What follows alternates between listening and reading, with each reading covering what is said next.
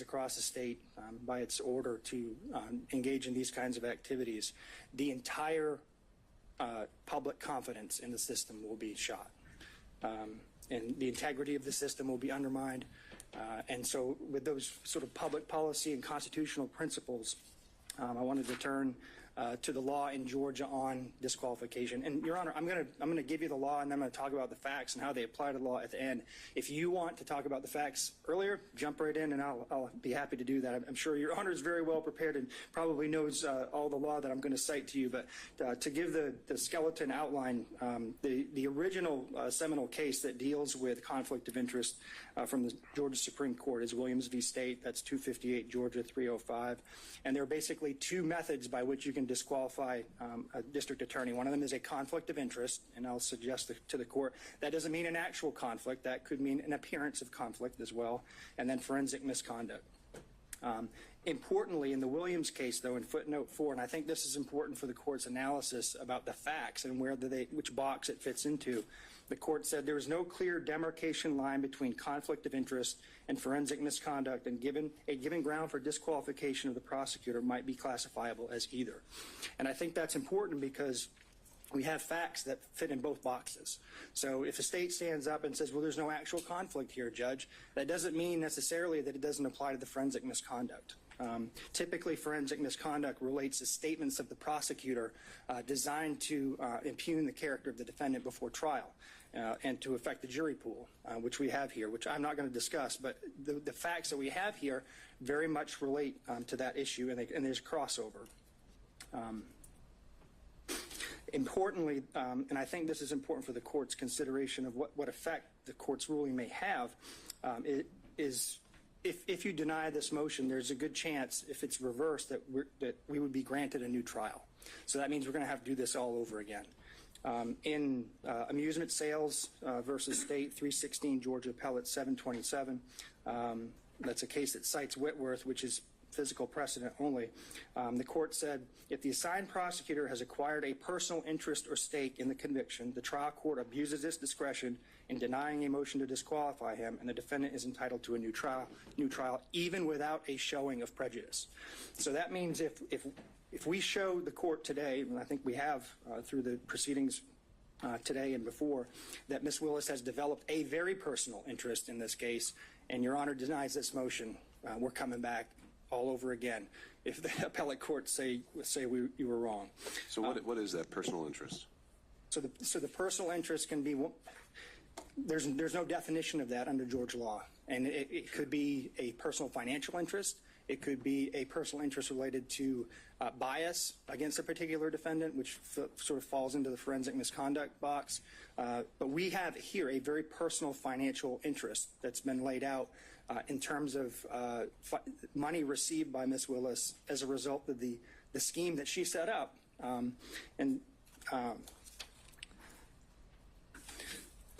But to get to the issue of the personal interest in the context of an appearance, I think that's important. I do want to suggest to the court that there are a number of cases that post-date this actual conflict of interest language that's suggested in some of the cases from the 90s, that you have to pay attention to what this looks like to the public. And I agree with all of the law, and I'm sure the state's going to stand up here and say it can't be a speculative or a conjectural type of personal interest. We don't have that here. We have something very concrete. And as Judge McBurney put it, actual and palpable, not speculative and remote. That's exactly what we have here. We've demonstrated through the testimony of the witnesses, some of whom impeached themselves, that we have a very personal interest. In the seminal United States court case that deals with prosecutorial impropriety is Young v. U.S. That's a 481 U.S. 787 case. In that case, it's the opportunity for conflicts to arise that created at least the appearance of impropriety. And that's the case that requires that the prosecutor be disinterested. Since a scheme injecting a personal interest, financial or otherwise, into the enforcement process may bring irrelevant and impermissible factors into the prosecutorial decision. Now, there are a number of Georgia cases that sort of repeat that theme. Reeves v. State, 231, Georgia Appellate 22, that's a 1998 case, stated a potential conflict of interest existed and the appearance of impropriety existed. Davenport v. State, 157, Georgia Appellate 704, that's a 1981 case. That was decided 7 years before Williams. When there is at least the appearance of impropriety, a defendant is denied fundamental fairness in the state's prosecution of the charges against him or her. There are also rules that govern prosecutors. Lawyers in general are bound to preserve and avoid even the appearance of impropriety. That's Brown v. State, 256, Georgia Appellate 603, 2002. Head v. State. A prosecutor's close personal relationship with the victim in a case may create at least the appearance of a prosecution unfairly based on private interest rather than one properly based on vindication of public interest. ABA Criminal Justice Standards for the Prosecution Function, Standard 3.1.2c. A prosecutor should avoid appearance of impropriety in performing the prosecution function. 3-1.7f. The prosecutor should not permit the prosecutor's professional judgment or obligations to be affected by the prosecutor's personal, political, financial, professional, business, property, or other interests or relationships. So the rules that govern her in her own profession say that this is wrong because she's developed a financial interest in this case. And at the very least, created the appearance of unfairness towards these defendants by setting up a relationship, a prosecutorial relationship with her boyfriend that she'd been dating for 2 years, according to the testimony. So before I move, Your Honor, to the specific facts, you asked, what's personal interest, and I think, frankly, as I was trying to figure this out, I think you know it when you see it.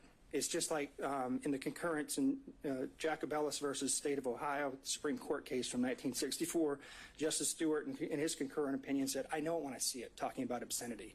I think you know it when you see it. I think there's enough facts in front of you that you know it when you see it. And so I think that governing principle helps enlighten some of the facts here. And also, I think it's not just financial. In McLaughlin v. State, I think the court's very familiar with that case, 295, Georgia 609, 2014. The Supreme Court essentially said that because the acting DA had become a witness in the case and developed a personal interest in the case due to his daughter's relationship with the victim, that he was disqualified. And because he was disqualified, his entire office was disqualified.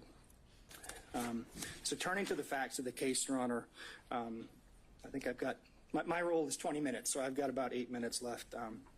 So why the relationship, why did we spend so much time on a relationship between these two people? We frankly couldn't care less if they had a personal relationship outside of work. That is not what the issue is here. The issue is that they began this relationship in 2019. They were dating for 2 years, and then she awarded him a contract where public money, either from Fulton County or the state of Georgia, ended up in his pockets. That decision alone was improper. But what's even more improper is that then she and he used that money to go on personal vacations and trips. If Your Honor will remember, Exhibits 9, 11, and 12 dealt with the expenditures by Wade on trips. If you do the math on that, if you look at what he spent, and then you look at the testimony about what was paid back by Willis, because the cash reimbursement theory, I'll talk about in a second, but if you do the math on what he actually paid for it and what they testified she paid back in cash, you still have over $9,200, $9,200 and $9,247 to be exact, is the amount of money they cannot account for in their testimony. And as Your Honor will remember, there was no mention of cash in Mr. Wade's affidavit when the best and first opportunity to raise that issue would have come up is when the state filed their response in his affidavit. That is nowhere to be found in there. The first time we heard about cash was here in this courtroom. And so I think she's received a personal financial benefit of over $9,200 in this case that she can't account for, and the state can't account for. And the reason we can't account for it is because they came up with a cash theory. Cash theory only Before we raises. get into that, let me ask you this. Let's say they couldn't have, let's say the theory wasn't even there that they had paid it back or that there'd been any exchange. Should there first be a consideration of a materiality requirement? No. Have you seen that in this jurisdiction? Or, well, it's not in this jurisdiction. Have you seen that in any other jurisdiction? I haven't seen that, Judge. And if it was $6, that would still be improper. Would it be improper where it's a per se disqualification if someone, buys their boss a stick of gum? Is that per se disqualifying because there's no materiality requirement?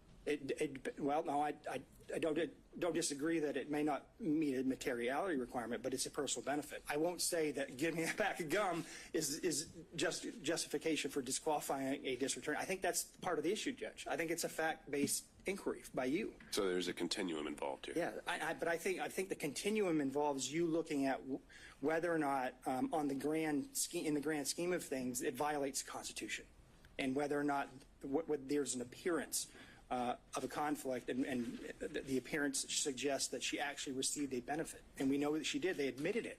We don't have to speculate about that. They said that she said she got a benefit, and she said she paid back certain amounts.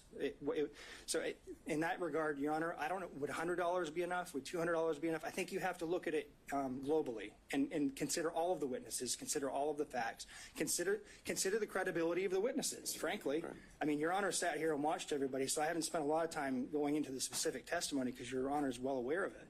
But you get to evaluate the credibility of the witnesses as a fact finder. And just from a legal perspective, though, you're saying we can't just say dollar amount, look no further. There has to be a totality of the circumstances analysis. I think it's fact specific, Judge. I don't really want you to pin me down on that because there's no law on it. I can't give you a straight answer because I haven't seen anything like that. And I think if we build a materiality requirement into the case law, then you're down a slippery slope then, because then it's going to be the appellate courts are going to be deciding, well, is $50 enough? Is $100 enough? So I think it's not necessarily the amount of the money, it's the fact that she received it, and it's not insignificant. And I don't think your order has to say because she received $9,200 she's disqualified. I think if we go back to the 20,000-foot level, what's the appearance here? Is this fairness to the defendants? Does it appear that she is interested in this prosecution, or does it appear that she's disinterested? She took the stand. You can tell she's not a disinterested person when it comes to this proceeding, but we also argue she's not a disinterested person when it comes to the prosecution as a whole. I'm going to leave for I'll resist the temptation to defend my wife, who I believe to be an excellent lawyer and a member of the bar for 20 years in good standing. But I will say this, Judge, you don't just evaluate the credibility of the witnesses. You evaluate the credibility of the lawyers. And Mr. Abadi stood up here in open court in front of national news and the national public and called her a liar. I need to address that for 1 minute. The text messages that are now part of the record, which now are substantive evidence for you to consider, prove everything that she put in that motion, everything that she tried to elicit from Mr. Bradley was absolutely 100% true.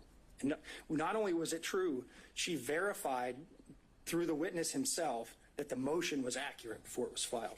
So for the state to get up here and impugn her credibility, it's not only improper, it violates Berger versus United States, which is a case that says the state can't just get up here and make any argument it wants. And I encourage the court to call him out on it when he steps up here.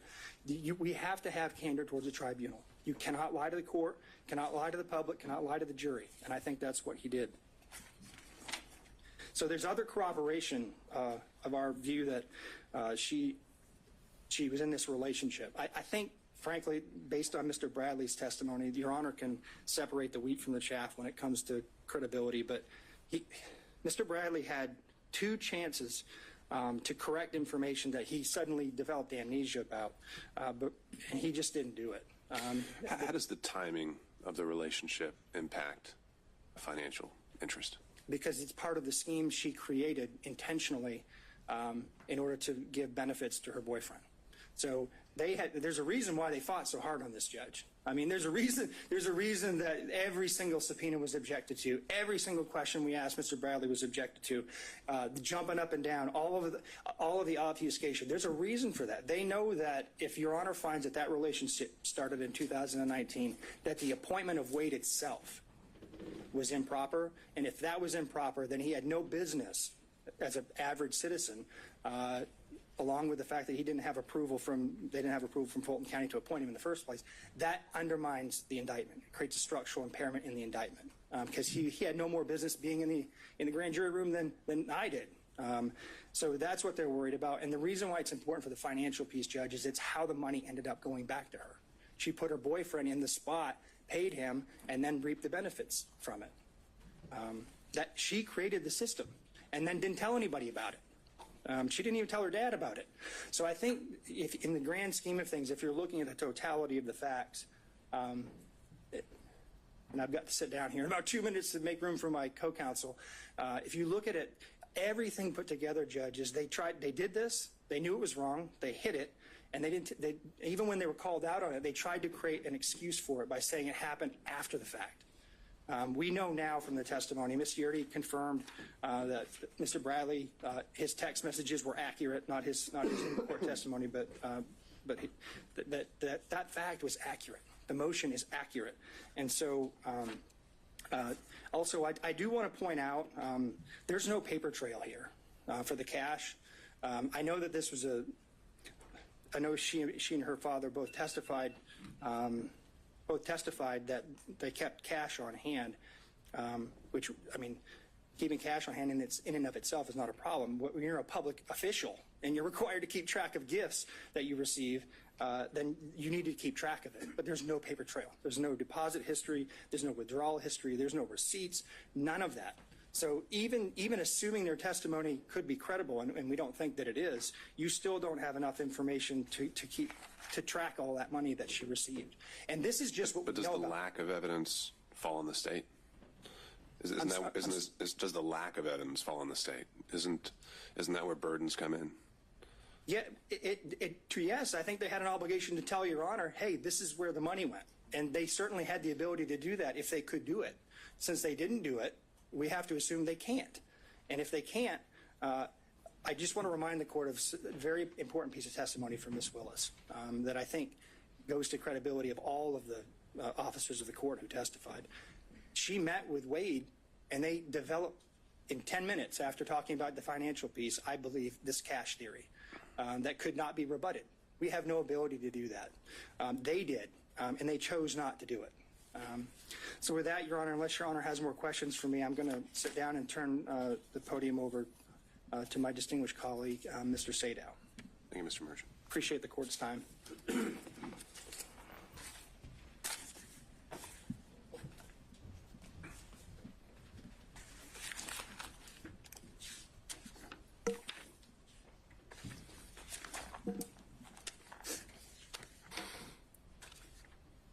Good afternoon, Your Honor. I'm going to speak to what I would call a subset of forensic misconduct. And I'm going to assume that all the law that's been provided to you in pleadings as well as emails, you don't need me to tell you what the law is. So I want to just set up how the disqualification and then dismissal of the indictment should take place under the subset of forensic misconduct. Roman's counsel, Ms. Merchant, filed on January 8 her pleading, her motion to dismiss and to disqualify. We were in court that Friday of that week in which I made it known that that is President Trump, may adopt that motion. I wanted to see what was going to happen before I did so. That Sunday, which would be January the 14th, 2024, D.A. Willis took it upon herself to go to a historic black church in Atlanta, having not responded at all to the motion of Ms. Merchant's client, Roman. And she made what we've now called the church speech. And Your Honor has reference to that. You didn't necessarily want evidence on that, but you know what the church speech was. It was videoed. It was clear that Ms. Willis had notes. She was reading from notes that she had prepared. It was a calculated determination by Ms. Willis to prejudice the defendants and their counsel. How so? By making an issue out of the fact that the person that was challenged in the Roman motion was black, without telling the public or the church members or anyone for that matter that the reason that Mr. Wade was being challenged was not because he was black, had nothing to do with race. It had to do with the relationship that had been alleged and later admitted to by Ms. Merchant.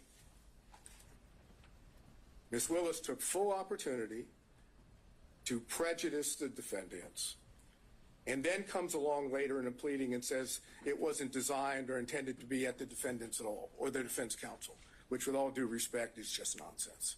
The purpose of that was to get public sympathy, public empathy for what Ms. Merchant had already alleged in her motion. Now, that was a violation of the professional rules of conduct. It was a violation of 3.8G. There's no question about it. It wasn't in response to anything that was said. It was a public statement, extrajudicial, for the purpose of making a comment upon the defendants. It would be in response to a motion that was filed. But it wasn't filed in a response, in a pleading. It was filed in response to a motion. And the motion were allegations made.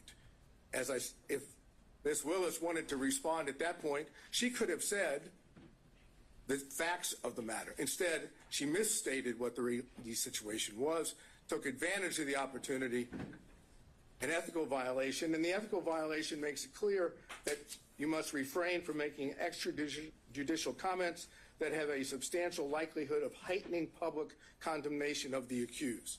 Can you think of anything more that would heighten public condemnation of the defendants than alleging that defense counsel and the defendants were making their motion based on race and religion? That's as bad as it gets in Fulton County, with all due respect. That's exactly what Ms. Willis wanted done. And remember, the state still had not responded. So then what we get from the state is we get an affidavit filed as part of their response. And that affidavit says specifically, and the affidavit is Mr. Wade, says specifically in paragraphs 26 and 27 that the relationship did not begin until 2022. It acknowledges the relationship and says it didn't begin until 2022. And the pleading that's filed, the state's pleading in response, indicates not exactly that, but it says there was no relationship as of November 1 of 2021, and that's on page 7. So now we know that timing is the issue, because Ms. Merchant made it clear that we alleged and had evidence that indicated the timing was before Mr. Wade was hired, not after. So the state now has filed an affidavit and a pleading that claims post-hiring into 2022. And then Mr. Wade will testify to the same thing under oath. Now, Ms. Yerty says it began in 2019. Why would she know?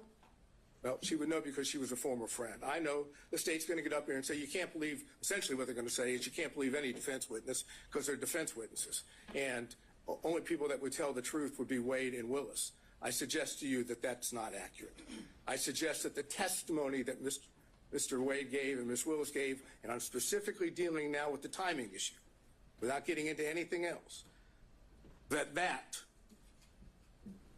brought forth a true concern about their truthfulness in being what is required of a lawyer in this state, which is candor toward the tribunal. And that's 3.3 of the professional rules. Specifically, small a1, make a false statement of material fact or law to a tribunal. So that's, as I posited to the court, that's the second ethical violation. And then you also have 8.4 of the professional rules. It says it's a violation of the Georgia Rules of Professional Conduct for a lawyer to, and that's A4, engage in a professional conduct involving dishonesty, fraud, deceit, or misrepresentation. Now, do you have to find that Wade and Willis lied? No. What you need to be able to find is that there is a concern, a legitimate concern based on the evidence in this case about their truthfulness. A legitimate concern about the truthfulness, which equates to an appearance of impropriety. Because once you have the appearance of impropriety under forensic misconduct, the law in Georgia is clear, that's enough to disqualify. So, why should you find there's a concern with their truthfulness? ERT is the first one. You have that testimony. But then we go to what is the most obvious indication that Willis and Wade were not truthful on the point of timing, and that's Bradley. Defense Exhibit 26 came into evidence. Defense Exhibit 26 comes in and says, and you know I went into this the last hearing. It says that on January the 5th, 2024, at approximately 9:49 a.m., there's text messages that are exchanged between Ms. Merchant and Mr. Bradley. And the text messages go like, just date, and that's from Ms. Merchant. Ms. Merchant says, do you think it started before she hired him? Bradley, who we now know from Defense Exhibit 39, has been texting with Ms. Merchant for a number of months. This is not the first time. This is months within the communications between the two. Mr. Bradley says, absolutely. Now, absolutely is not a speculative word. That's not speculation. That's a definitive statement. And Bradley then, unprompted, says this. And unprompted is important. It started when she left the DA's office and was a judge in South Fulton. It goes on, Ms. Merchant says, she liked it started when she left the DA's office with the appropriate emoji or whatever one would call it to say it was liked. And then Mr. Bradley said they met at the municipal court CLE conference. Again, unprompted. He's now definitively telling Ms. Merchant when this relationship started. Ms. Merchant says, that's what I figured when he was married. And then Ms. Merchant says, and we're now talking about a couple hours later, she texts and says, upon information and belief, Willis and Wade met while both were serving as magistrate judges and began a romantic relationship at that time. And Mr. Bradley responds, no, municipal court. Thank you. Doesn't say it didn't start then. He doesn't suggest that she's wrong other than magistrate court municipal. Now we have that, and it's in evidence. And what does Bradley do? He knows that he's put himself in a position that if he testifies truthfully on the witness stand, Your Honor is in a position to be able to find, if you choose to, that both Willis and Wade lied. So what does Bradley do? Look, you were an assistant U.S. attorney. You know how this works when you have witnesses in this situation. Mr. Bradley did everything he could possibly do to evade answering questions. No recollection, couldn't remember, it was speculation. Anything he could possibly say that would cause, Your Honor, not to believe that Bradley knew when this relationship started. I suggest they were clear-cut lies. and the truth is in Defense Exhibit 26. And so if we take that view, that he thoroughly impeached himself, that he did not give truthful conduct, what's left standing? Generally, you would see someone who's impeached, perhaps we have some kind of core that you could point back to and say, that's the time he was telling the truth. In these text messages, is it ever definitively shown how he knew this and that he actually did know it, other than just a assertion outright? Absolutely. Usually, if a state has a witness that goes sideways, they've got him locked in. They've sat down with a detective, got a full statement. We don't have that here. But what you have is a text message, which is a prior statement of Bradley that he did on his own, that was not given to him by someone else. The only thing that the court has just noted is, how do we know he wasn't speculating? Because you don't have to accept the fact that he wasn't speculating. The cases that I provided, I think by email yesterday, the first dealing with that, you can disbelieve that testimony and draw a negative inference. That's the Ferguson case. On Lee, the other case, you can simply take the prior inconsistent statement as substantive evidence. It has the same value. And that's what I'm asking you to do, to take what was the unprompted statement in Defense Exhibit 26 of Bradley and take that on its face value, that is an indication that Bradley in fact knew and had said he did. If you accept that, you have to have concerns about the truthfulness of Willis and Wade on the timing issue. And I don't know if this is something maybe one of your co-counsel were going to address as well. We heard about kind of the law that applies, how we're outside kind of the orbit of the core of cases we're used to dealing with here, where it deals with side switching or where someone is in the relationship, the client relationship. The proposition you're putting forward now is that if a representative of the state, a lead prosecutor, the district attorney themselves, says something that's untruthful on the record, that is something that immediately has to be proactively policed by the trial court. Is basically what I'm getting at is, where in the law do we find the remedy to an untruthful statement? Generally, we send you down the street to the bar, right? And that's why I gave you the cases of Registe and Edwards yesterday. While those aren't prosecutorial cases or dealing with prosecutors, they deal with counsel. And in both those cases, the trial judge found ethical violations on the part of defense counsel, or potential ethical violations. Went through the ethical violations and said, based on that, you're disqualified. You cannot be the attorney of record in this case. What's good for the goose is good for the gander.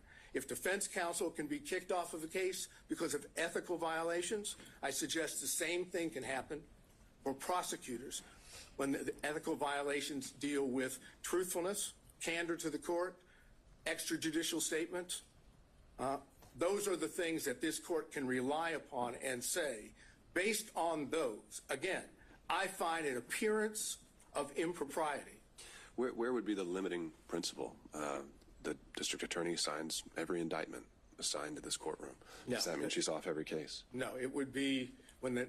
If I found that she's untruthful, is that what you're kind of suggesting, though? You don't have to find, again, I'm not saying you have to find she was untruthful or that Wade was untruthful. You don't have to make a finding of fact that they lied. All you have to do is make a finding of fact that you have genuine, legitimate concerns about their credibility, about their truthfulness.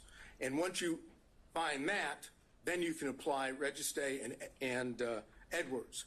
Well, but it's the same principle, though. If I have genuine concerns about her truthfulness on a particular occasion, how do those not spill over into every criminal case a district attorney brings? Well, it's because she testified under oath, and so did Mr. Wade.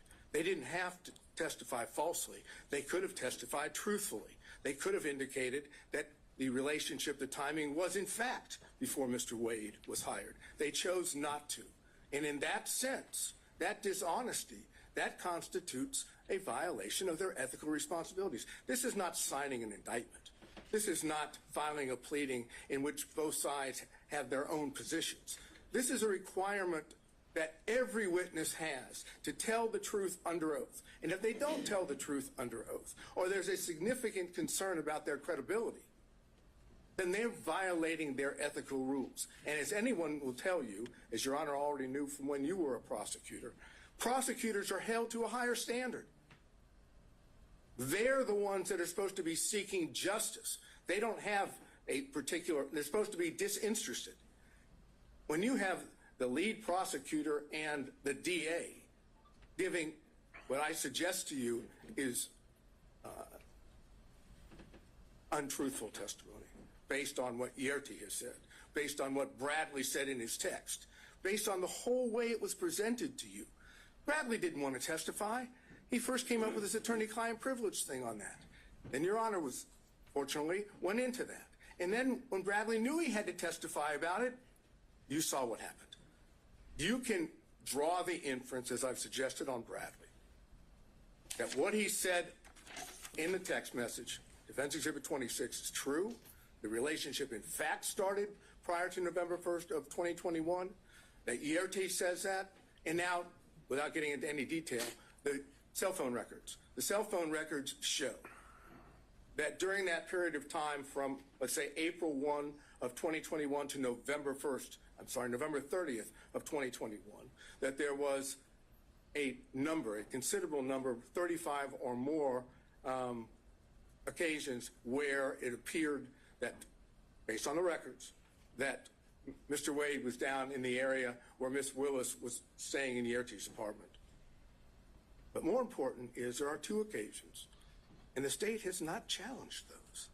There are two occasions where the records reflect that it appears Mr. Wade spent the night at that apartment.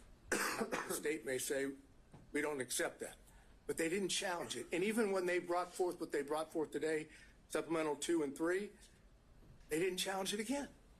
So what does that suggest? That's corroborating evidence of what Yerty had said, of what Bradley said in his text message.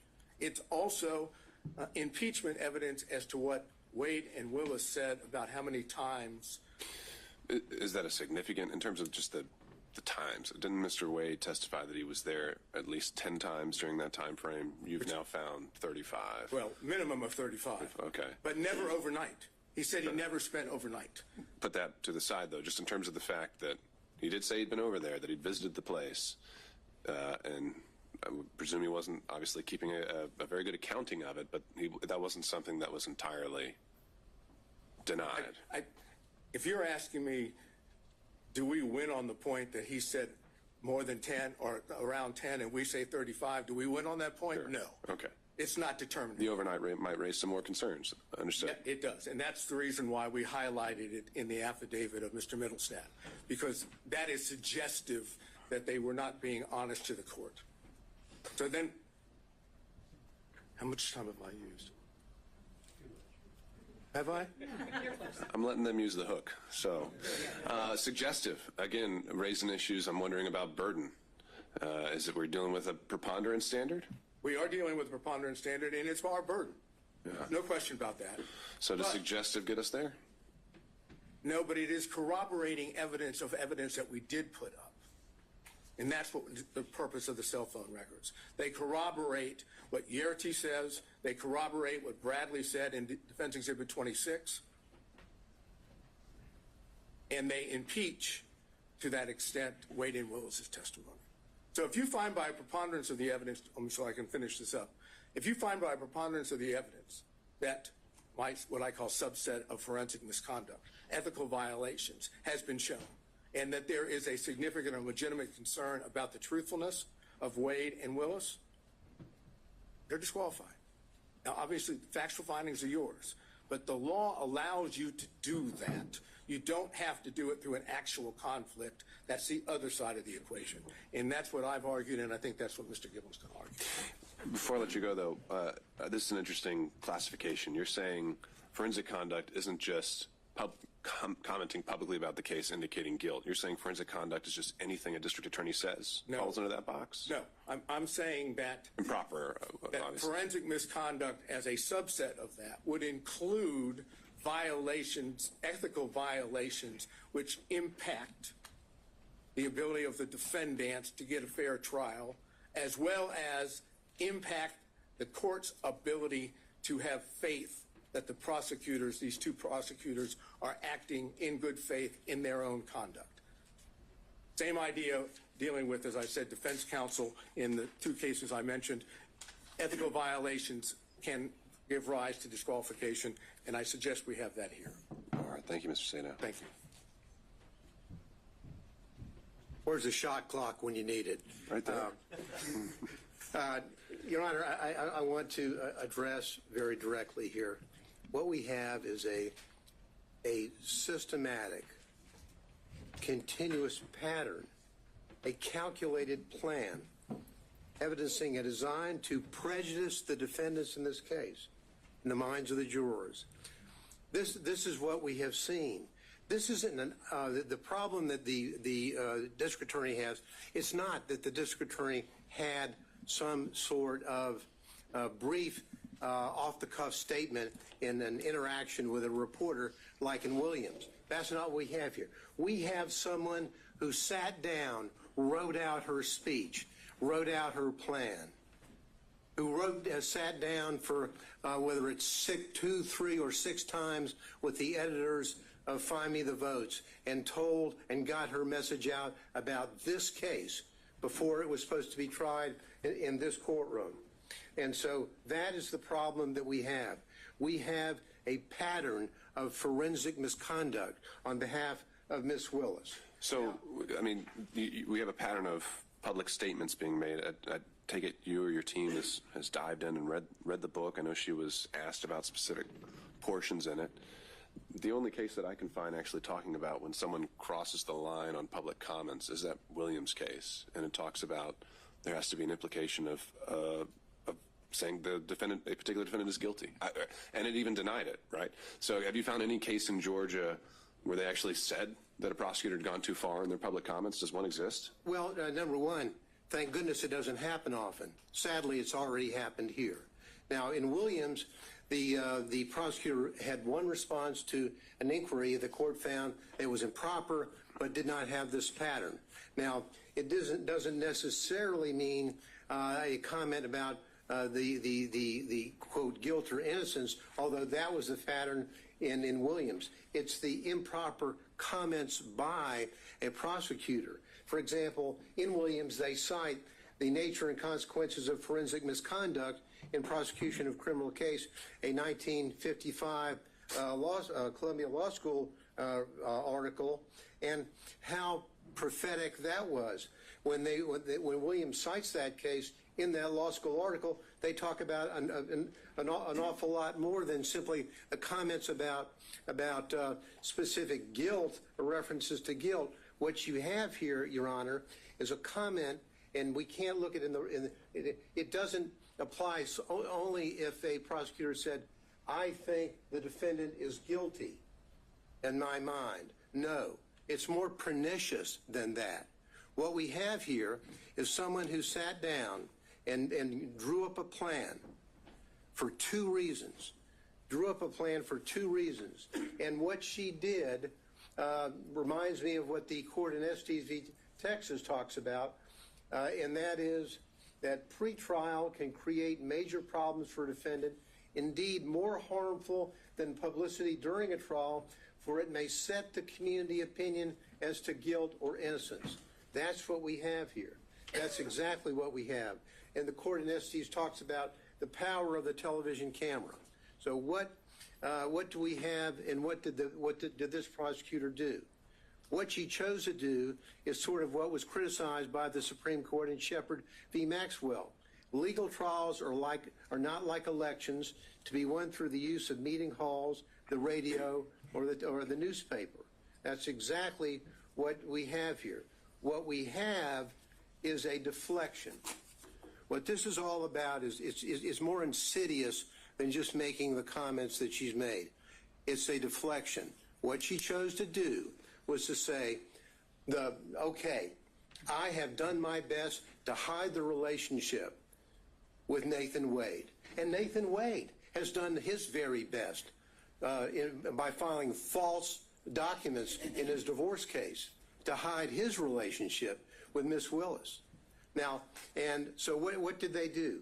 Well, when Miss Merchant filed the motion to disqualify, now the game plan has to change. The game plan I call the deflection begins to take place. The deflection is when the district attorney sat down and wrote out. Look at I'm sure the court has. When you look at that video, it's in evidence of her speech at church. She has written out everything and she's reading from it. She chooses to deflect. The court asked earlier, wasn't she really responding to the motion that had been filed against her? Would that she had. Because if she had, she would have looked the members of that church in the face and say, there's been an allegation that I had a romantic relationship with Mr. Wade, and ladies and gentlemen of this congregation, it's true. She didn't do that. She chose to deflect and to do two things that are reprehensible for any lawyer, but particularly for a prosecutor. She chose to pull out the race card and the God card. That's what she did. And she wrote it out.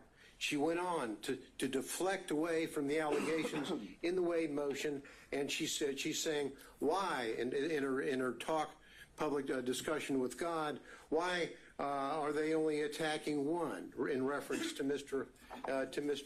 Wade? And then she goes on to say, God, isn't it them playing the race card when they only question one? Now, if she had been truthful with that congregation, truthful with the community, she would have said, I had a relationship with him. Good, bad, forgive me, whatever. That's what she should have said.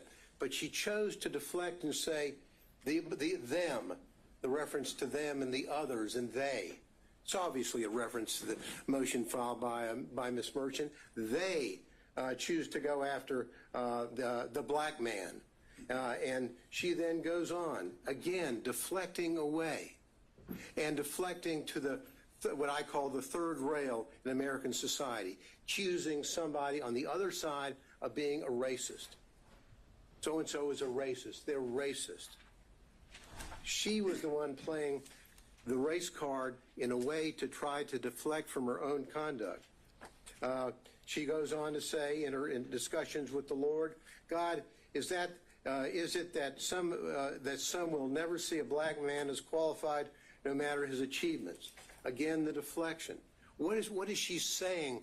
The listener is not necessarily in that audience in that church. The listener is at Fulton County. The potential jurors who will come into a courtroom and say whether or not they can fairly judge the evidence or judge the defense in this case. She chose to inject race into the minds of the listeners and virtually everybody in this community, and literally everybody in this country has reviewed and analyzed her speech that she made in a premeditated way. And in bringing in not only the race card, but also in bringing in the religious matter, this is exactly what Hammonds v. State in our Supreme Court talks about, condemning as an inflammatory appeal to the jurors' private religious beliefs. Why would she do that? To deflect. But now, not only is she deflecting, but she is then going forward and, in a way, telling the community, telling the congregation that God is on her side, not on the side of these people. God, she said, and when she's talking, and she's saying, God, pray for their souls. I, meaning God, qualified you. I qualified your imperfect, flawed self. I see you in every hour. Do my work. As though she's telling the folks in her very, very, very implicit way, injecting into the minds of the jurors, God wants me to win this case. God wants me to prosecute this case. And why is he going, and why are these others going after the black man? Well, the answer is very simple.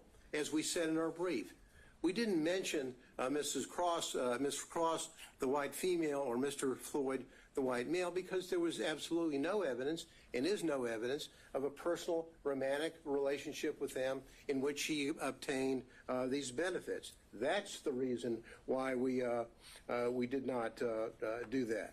So she goes forward with her with the deflections, that's exactly what she does when she goes forward and she talks about a planned interviews time and time again with authors of a book, Find Me the Votes, where she's talking about a case that's going to be tried in this courtroom. It's reprehensible. So in that specific, instance, setting aside the fact that she was willing to go on the record before a case had even reached the jury, what specific statements from that book do you contend cross the line? Well, for example, she's saying, she goes on to talk about all the calls that she gets from people calling her racial terms. All the calls are racist. What she's trying to do, and I think there's a reference in there to MAGA people, whatever. In that, what she's really saying is that those people calling me up and making those claims or those horrible racial slurs to me are really people on their side of the fence. That's what she's doing. And there's no reason, Your Honor, ever for a prosecutor to sit down and go forward with this kind of interview. She did it in Find the Votes. But then what really happened here is this hiding of the relationship. Because in hiding the relationship, they have done such a good job. Mr. Wade filed false documents in his divorce case when on May the 23rd, May of 2023, talking about, have you ever had sexual relations with a person during the course of the marriage or including the period of separation? He's still married. He doesn't have a divorce decree, but his answer is none. Then he's asked whether or not on any occasions he's entertained or been entertained by someone, a woman, a member of the opposite sex, in this case a woman, from the date of the marriage to the present, talking about place and time and all that. What is the answer? None. Why does he do that? He does that because he doesn't want to tell about the relationship that he has with Miss Willis and the benefits that he has gotten and that he gave to her. That's exact. And what these answers are absolutely reprehensible. That a member of the State Bar of Georgia would file these answers that are inaccurate. What does Miss Wade do? Miss Willis do? Miss Willis, on her financial report, on whether or not she has gotten anything of $100 or more in value from a prohibited source. The court asked earlier about what a threshold might be. Well, for the financial report, it's $100. That's it. She doesn't report any of all of the benefits that she received from Mr. Wade. All the trips, all the entertainment, all the 3 nights in the luxury suite in Aruba. All of that. None of that is here. And they say, oh, well, maybe it all balanced out, even though I can't prove it with the cash. Well, that's like saying, did I give the court a Christmas present? Well, maybe I gave the court a Christmas present, and the court gave me one back. If the court has to fill out a form whether you got a Christmas present from anybody, you say, I got one from Mr. Gillen. You don't say, nah, well, I gave him one back, so it really evens out. They're false reports. And because they're false, what they had to do is they had to say, uh-oh, Ms. Merchant has caught us. And so what we're going to do is we're going to get, in our response, we're going to get Mr. Wade to file a false declaration, which he does. His declaration in this case is false. And the evidence showing that that is false as it relates to the timing, and the court asked earlier, why does it matter, if the relationship was before or after November 1, 2021? The answer is they think it's important, and frankly, I do too. Because when she's hiring somebody and she's not telling the people who are going to be paying the tab up to $700,000, hey, I just hired my boyfriend who's taking me on trip to the Caribbean and taking me down to Aruba and taking me to California. Hope you don't mind. No disclosure whatsoever. And the money flows off. But because they got caught, they then commit what I think is an additional component of forensic misconduct, and that is fraud on this court. When they filed that affidavit, and now it's been proven, I think, beyond virtually any doubt that the relationship occurred prior to November 2021, and the benefits that were there. And we don't have to run around. And I love we've got all the records showing from Mr. Wade about the payment for these trips, for the cruises, for the flights, all this stuff. What's the only way is they sat around and met together before they testified and came up with their story. What's the only way that they can save themselves? Pay no attention to the records. Pay no attention to the airlines and to the flights and vacations and the cruises. I paid them back in cash. Show us your receipts. Where did you take cash out of the bank? Ever? Oh, I don't have any. Well, show us the deposits that he had. Well, never. We don't have any. What we have here is a fraud on this court, which has been shown, I think, overwhelmingly by the evidence and overwhelmingly through not only the testimony of Yurdi, the testimony of the emails and the text from Mr. Bradley to Ms. Merchant, as well as all the documents that they had no answer to other than the just trust me, I gave him money, it evaporated, I don't know where it came from, and he doesn't know what he did with it. Just please trust us and believe us, because it's our only way out of the trap that they set for themselves. These people, sadly, and I hate to say, I was a former, as the court knows, I was a prosecutor for about 3.5 million years, it seems, in the federal building, and I was an assistant DA beforehand. Prosecutors don't act like this. Lawyers don't act like this. These people, Your Honor, is a systematic misconduct, and they need to go. Thank you.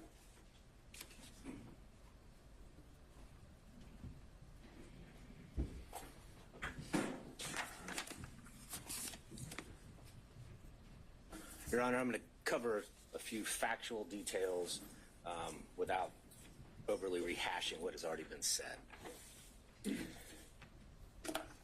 During the pendency of this investigation in this case, Mr. Wade and Ms. Willis basically lived Robin Leach's lifestyle of the rich and famous.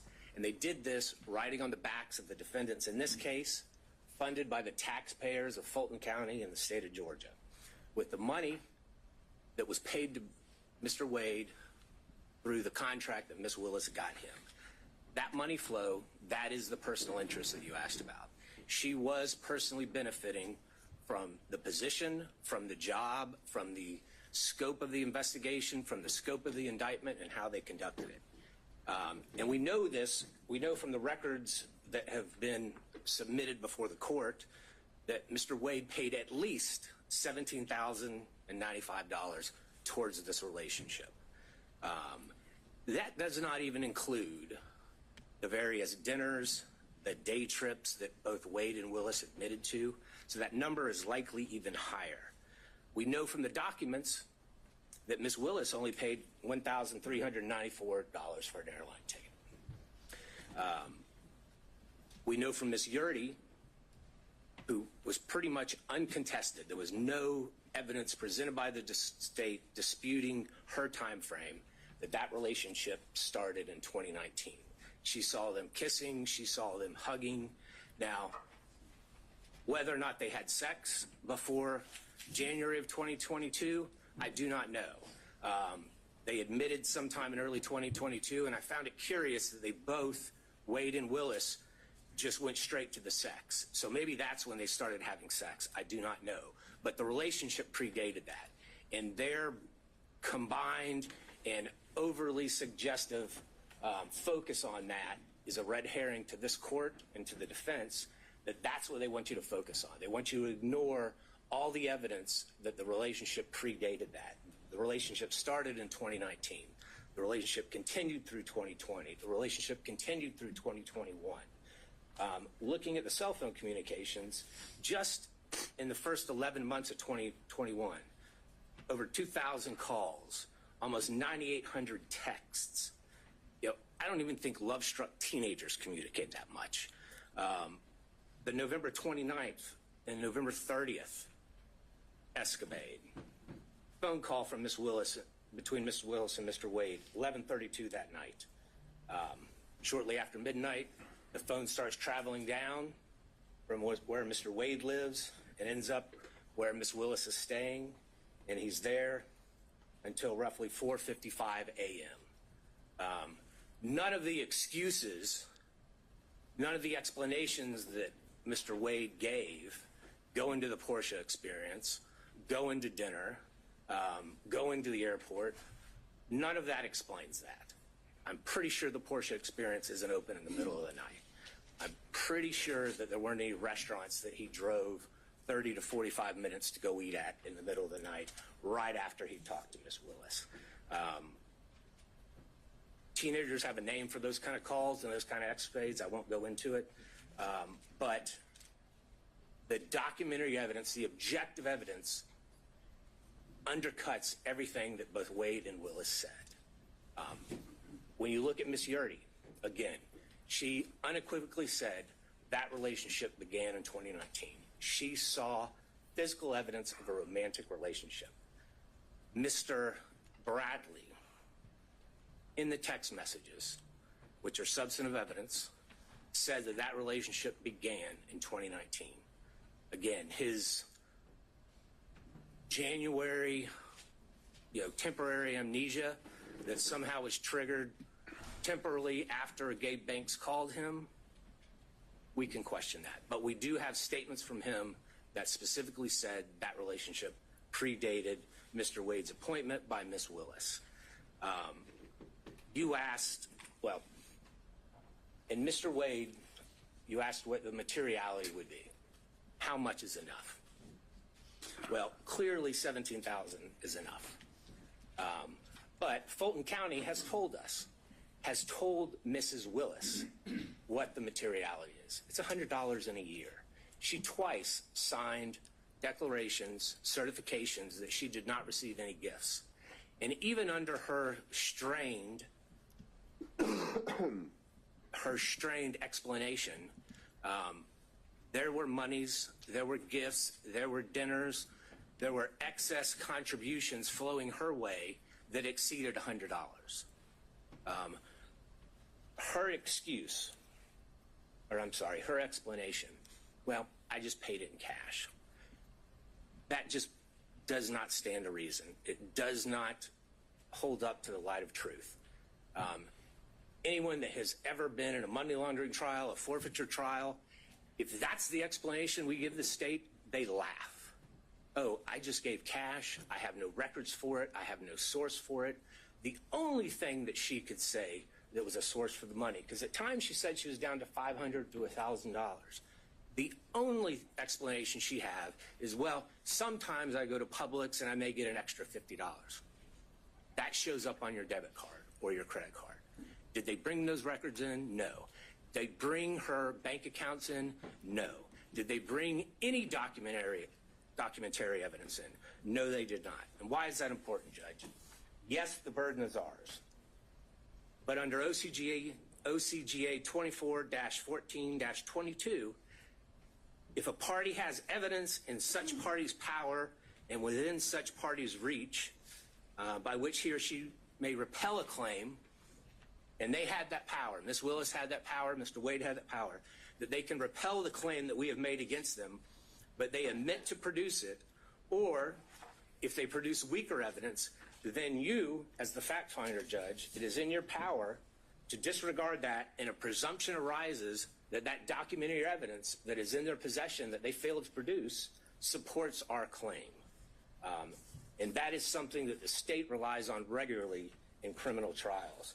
And that is something that the court should rely on in this case when formulating its factual findings.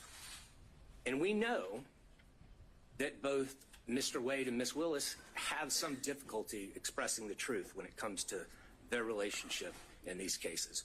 We know Mr. Wade lied in his interrogatories multiple times. We know Ms. Willis falsely certified that she hadn't received any gifts from anybody.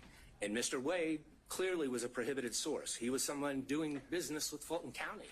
Anything over $100 in a year, she had to put down, and she put zero. And it defies imagination that she could somehow forget about all these trips, all these dinners, all these day trips and not put that money down. You had asked, I think it was Mr. Gillen,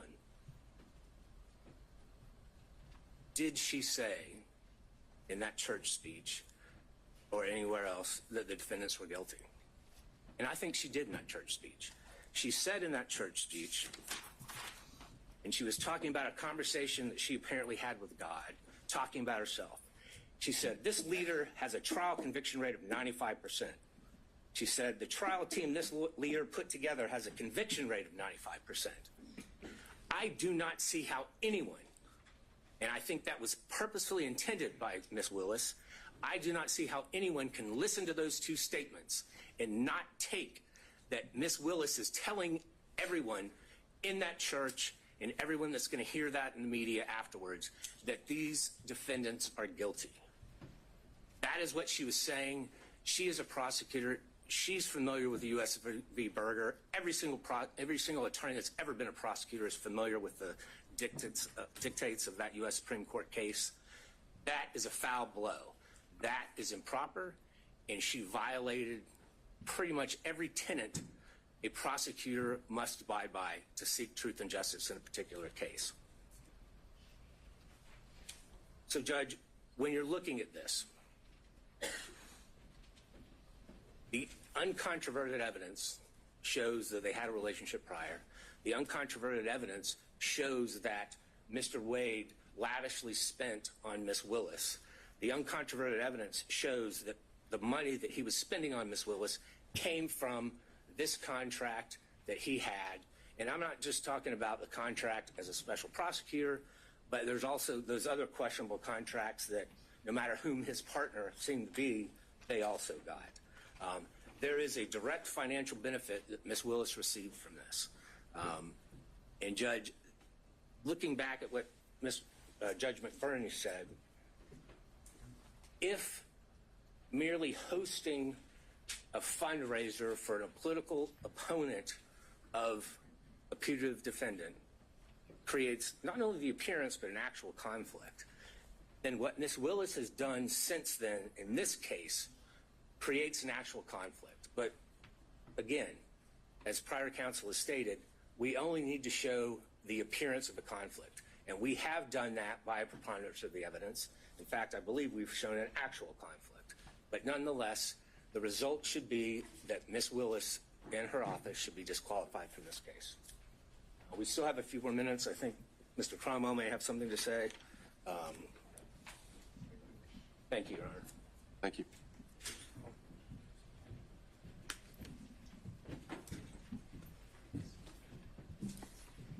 Good afternoon, Your Honor. Yeah. Harry McDougald for Mr. Clark. I'm going to talk further about conflicts, and I'm going to assume the most difficult standard for us to meet, which is actual conflict. But before I begin that, I want to add just a little bit to what has already been said about the standards that apply to prosecutors. Our appellate courts have said often the administration of the law, and especially that of the criminal law, should, like Caesar's wife, be above suspicion and should be free from all temptation, bias, or prejudice so far as it is possible for our courts to accomplish it. The first occurrence of that I can find is Nichols v. State more than 100 years ago, 1915. The most recent, Registe v. State in the Supreme Court in 2010, although they don't refer to Caesar's wife. That requirement is also embedded in the prosecutor's statutory oath, 15-18-2, which requires impartially and without fear or favor discharge my duties as district attorney and take only my lawful compensation, so help me God. The general rule on conflicts of interest for lawyers is in Rule of Professional Conduct 1.7. And we all know, it's all drummed into us, that we cannot have a conflict of interest. And if we do, we have to withdraw or we will be disqualified. The basic idea is that a conflict of interest impairs the lawyer's independent professional judgment. That's the test of a conflict and whether it can be waived and whether it's disqualifying. And that conflict is not just financial. It can be any conflict that impairs your independent professional judgment, and you see that in McLaughlin v. Payne. The court asked what was a personal interest for purposes of disqualification. It's anything that impairs professional judgment. That's reflected in the ABA standards that were quoted by Mr. Merchant, which list the prosecutor's personal, political, financial, professional, business, property, or other interests or relationships. And that's really embedded in the prosecutor's oath to act impartially. And the earlier disqualification order by Judge McBurney was based on political interests, not financial. What my colleagues have described as forensic misconduct is also cognizable as a conflict of interest based on that footnote in the Williams case. The root of all of the problems that we see in this court right now is a conflict of interest arising from their individual personal interests in perpetuating and concealing their relationship. That's the original sin from which all of the other problems flow. There are 6 different actual conflicts of interest in this case, any one of which warrants disqualification, but collectively, practically compelling. First, the financial conflict that's already been covered. Second, the personal ambition, political ambition. Third, there's a dovetailed or complementary pattern of deceit and concealment of the relationship and the money. Fourth, the speech at the church. Fifth, the motion for protective order that the DA filed in Mr. Wade's divorce case. Sixth, the way the state has conducted the defense of this motion to disqualify, especially the hearing. On the financial piece, the court asked for a limiting principle and asked about materiality. The limiting principle is whatever impairs the independent professional judgment of the lawyer. That is applied routinely. We have a county code section that flatly prohibits gifts from contractors, period. We have, by analogy, the federal bribery statute, which has a threshold of $5,000, 18 U.S.C. 666. The court asked about burdens and inferences. The court can draw a negative inference from the state's failure to produce evidence to support the invisible magic cash balancing theory based on State v. Thomas, 311 Georgia 407, particularly footnote 19. As to the timing question that the court asked about,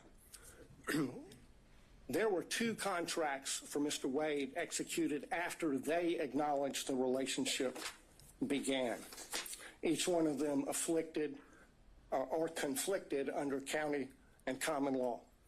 The second conflict is her political ambition, for which he was previously chastised by Judge McBurney, and that's also present in this book.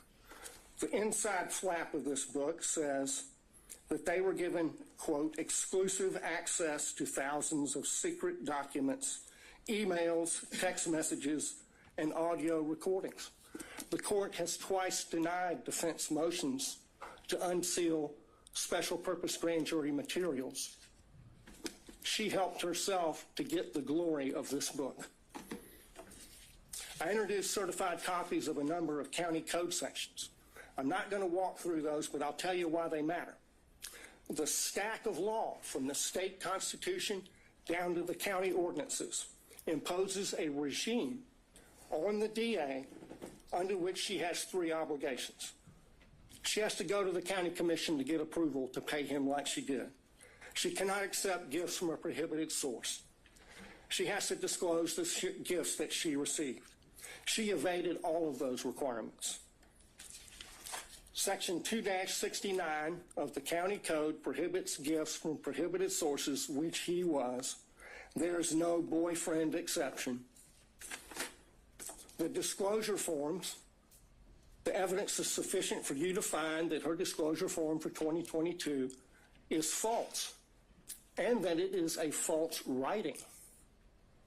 That's an actual conflict of interest between her duty, legal duty of disclosure, her legal duty of candor as a prosecutor, and her private and personal interests in concealing the relationship, concealing the gifts, and keeping the gravy train rolling for as long as possible.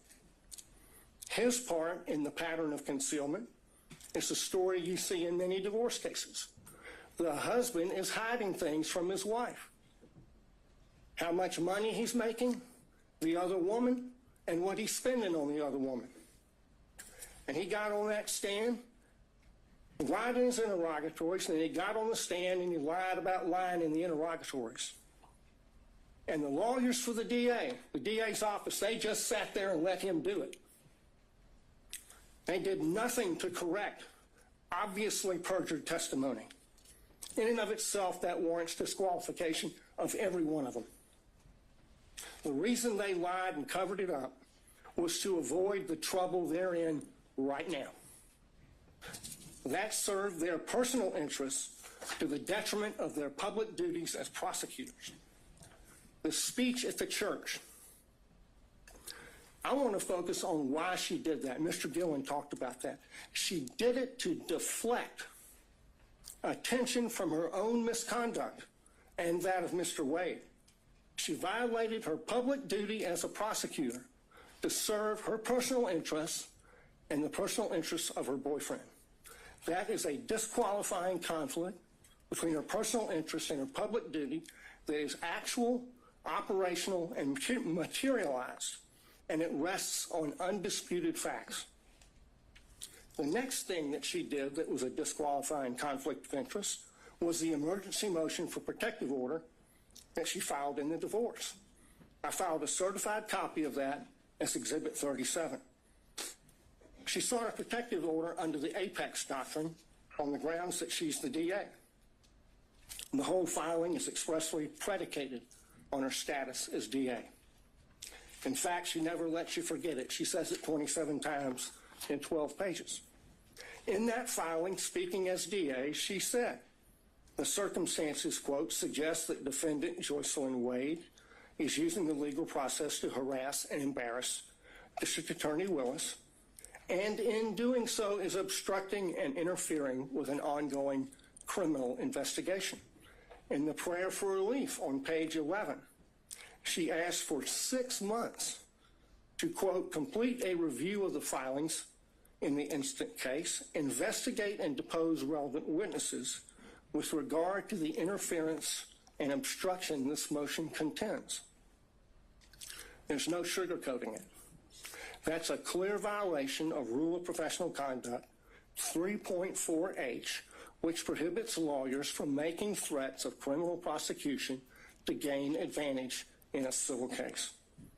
She abused her power.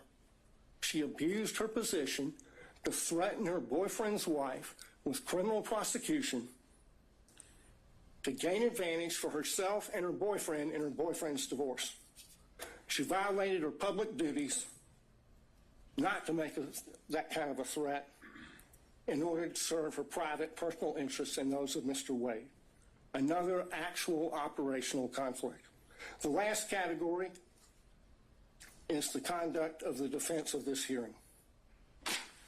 There were a lot of objections made based on attorney-client privilege during Mr. Bradley's testimony. Most of those objections were made by the state. But the privilege being asserted does not belong to the state. It belongs to Mr. Wade.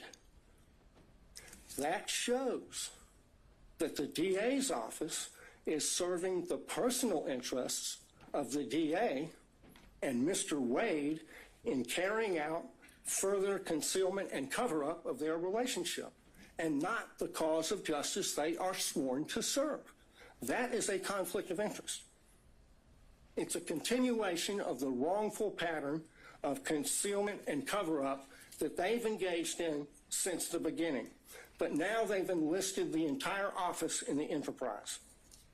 In the written response to the motion to disqualify, they said this: and I quote, "To be absolutely clear, there is no evidence that D.A. Willis derived any financial benefit from Mr. Wade." That's on page 15. Flat out false. 10 lawyers in this case put their name on that, starting with the DA. So throw another log on the bonfire of conflicts of interest.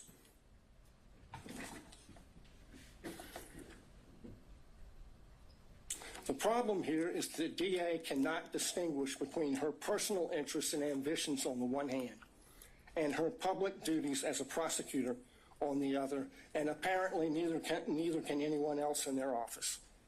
Of the 6 conflicts I've identified, only one is subject to a conflict in the evidence. This is a case study in what happens when you operate under a conflict of interest. It's put an irreparable stain on the case. Think of the message that would be sent if they were not disqualified. If this is tolerated, we'll get more of it. This office is a global laughingstock because of their conduct.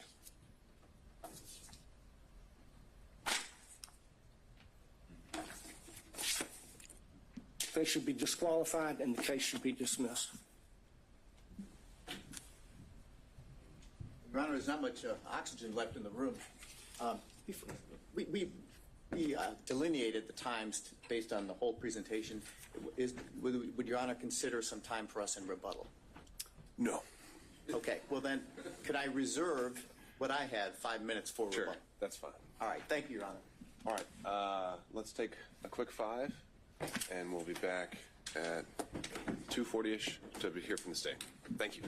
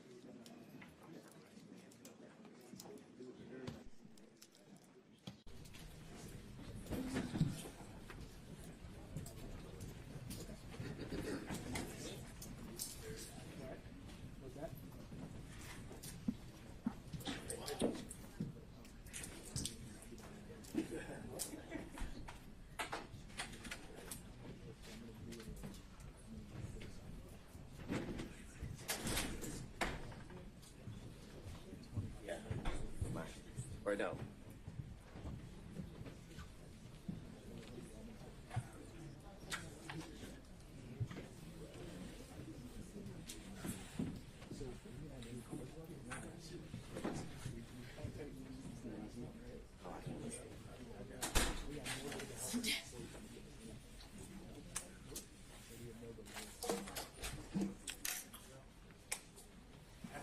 Sir?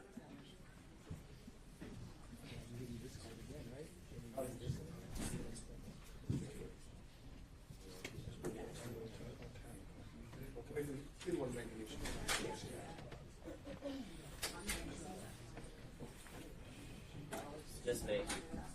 Just me. It'll be me. Just sit.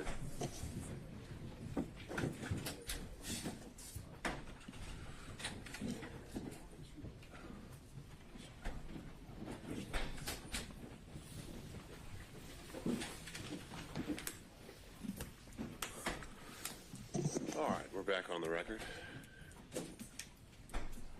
Stay ready. Yes, Judge. I just am trying to get to where I can share my screen. We need to add you as a host then. What's your profile name on the Zoom? Your screen name on the Zoom. Adam Abadi. All right, just making sure. Bear with us. Do you need it right away? No, I can start without. All right, floor is yours. So good afternoon, Your Honor. I want to start with some of the things that were addressed over the last hour and a half. First, beginning with something Mr. Merchant referenced as it related to the comments that the state made in regards to the good faith basis in which was submitted to the court, in which defense counsel claimed the evidence would show. And I would strongly bring to the court's attention that the claims that were made were material misrepresentations. And what I will say to the court, and why I say that to the court, is because the representations that were made by counsel was that Miss Daisha Young, Miss Sonia Allen, Mr. Dexter Bonds, Investigator Hill, Investigator Green, Investigator Ricks, all of these people would be called, and Mr. Bradley would be able to impeach their knowledge by saying that he specifically, in his presence or to him, said that Miss Willis and Mr. Wade were in a romantic relationship, and that Miss Willis and Mr. Wade were cohabitating, that they all knew that. And I would submit to the court, we didn't hear from any of those individuals. Mr. Bradley impeached no one. And I say no one because he did not impeach Mr. Wade. In order to properly impeach a witness, you have to confront the witness with the specific statements. Mr. Wade, and you can look back at the YouTube of the entire hearings of the last couple days, Mr. Wade wasn't once confronted with a statement that he claimed or said, or that is claimed that he said to Mr. Bradley. The way you properly impeach somebody, you have to confront the witness. Here would be Mr. Wade, and once he makes a statement that you believe to be inconsistent, and you have a witness who can prove that inconsistency, that's when you call that witness.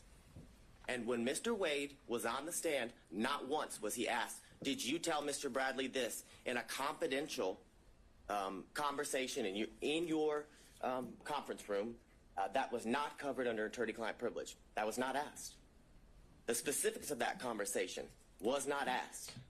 So any testimony that Mr. Bradley testified to is impermissible.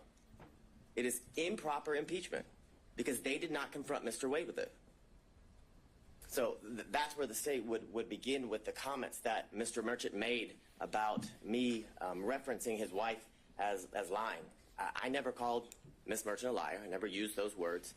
I don't know why she made the material misrepresentations. It could be because Mr. Bradley lied to her. I don't know the reason. So, but I can submit to the court that those were material misrepresentations that were made to this court on the day a few Mondays ago as everyone was arguing the motions to quash certain subpoenas. I'd also bring to the court's attention that during that motion to quash subpoenas, certain subpoenas, Ms. Yurdy's attorney appeared, Mr. Partridge, and he made very clear on that Zoom that Ms. Yurdy had absolutely no knowledge of a romantic relationship and absolutely no knowledge of cohabitation. Those were the specific references that he made. So what I would submit to the court is those are considered adoptive omissions that his client has made based on the statements he made because of the representations she made to him.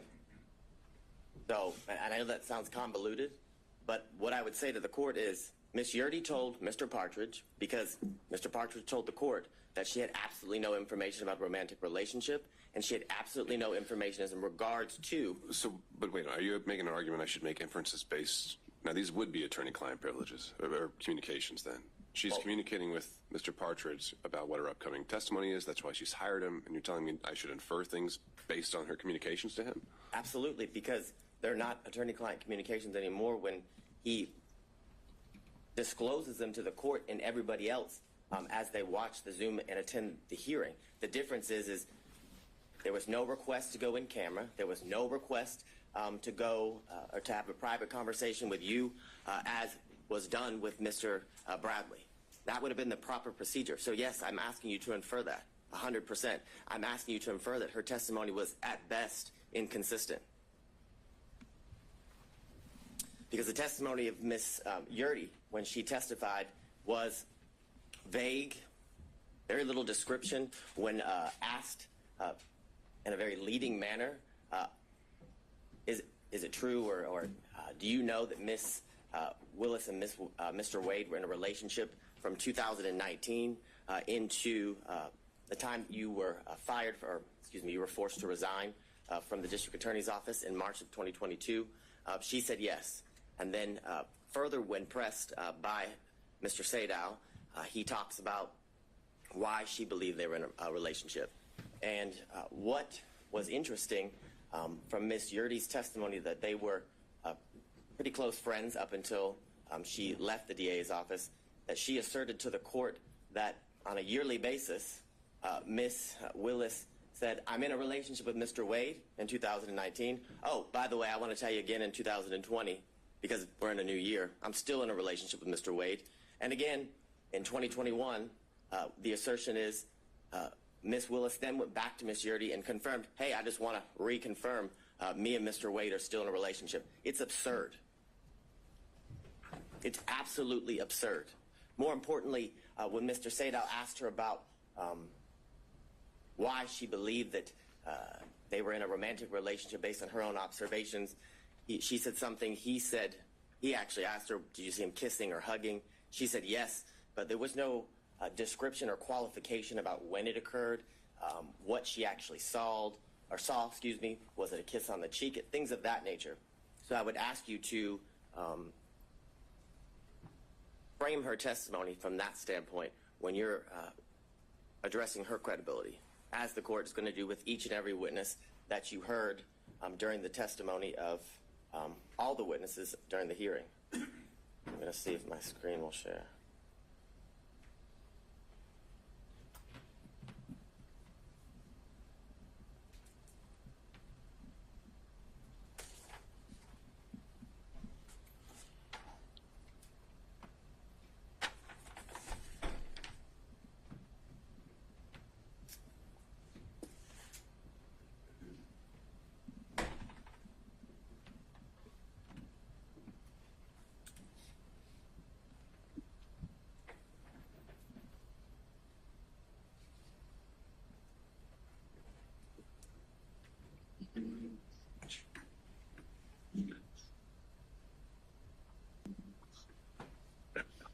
Now, I want to talk a little bit about the standard and the burden here in this instance as it relates to defense counsel and the claims that they have made in the motion to disqualify. And as I was doing a whole lot of research, I came upon this law review article from Cornell scholarship reading or publication, and they made very clear that courts have been relatively reluctant to exercise their power to disqualify prosecutors for any reason. And that goes along with the standard what the state would submit to the court is that the defense has to show an actual conflict. And in this instance, they have to show the actual conflict would be that Ms. Willis received a financial benefit or gain and did it based or got it based upon the outcome of the case. It doesn't make any sense. It makes absolutely no sense. And during the 3 days of the extensive testimony of all of the witnesses and the prolonged examinations of the witnesses by multiple defense counsel, they still got nowhere. We're in the same position we were in on Monday. The same assertions that were made on Monday have no answers today as we're before Your Honor. They were not able to provide any evidence as to, or to the contrary of Ms. Willis and Ms. Wade's assertions of when their relationship began. There's absolutely no evidence that contradicts that the relationship did not begin later than or around March of 2022, Your Honor. I'd further submit to the court, because of this failure, that their assertion or their request that, one, the indictment be dismissed. There's absolutely no evidence that the defendants in this case, their due process rights, have been harmed in absolutely any way. There was zero evidence. Not a single shred of evidence was produced through any of the exhibits or the witness testimony showing how their constitutional rights, their due process rights, were at all affected by the relationship that began in March of 2022 with Ms. Willis and Mr. Wade. And because of that, the motion to disqualify should be denied, and Ms. Willis, as the District Attorney of Fulton County, and Mr. Wade, as the special prosecutor assigned to this case, should be allowed to remain on this case and continue to prosecute the case to the end, Your Honor, until the trial is set by the court and is to begin. Now, the issues, obviously, you've heard a lot from defense counsel as to what the issues are for you to, I guess, determine. And here it would be the state's contention is that you must find that there's an actual conflict if you were or are to come to the conclusion that you should disqualify Ms. Willis and the District Attorney's Office. And looking at I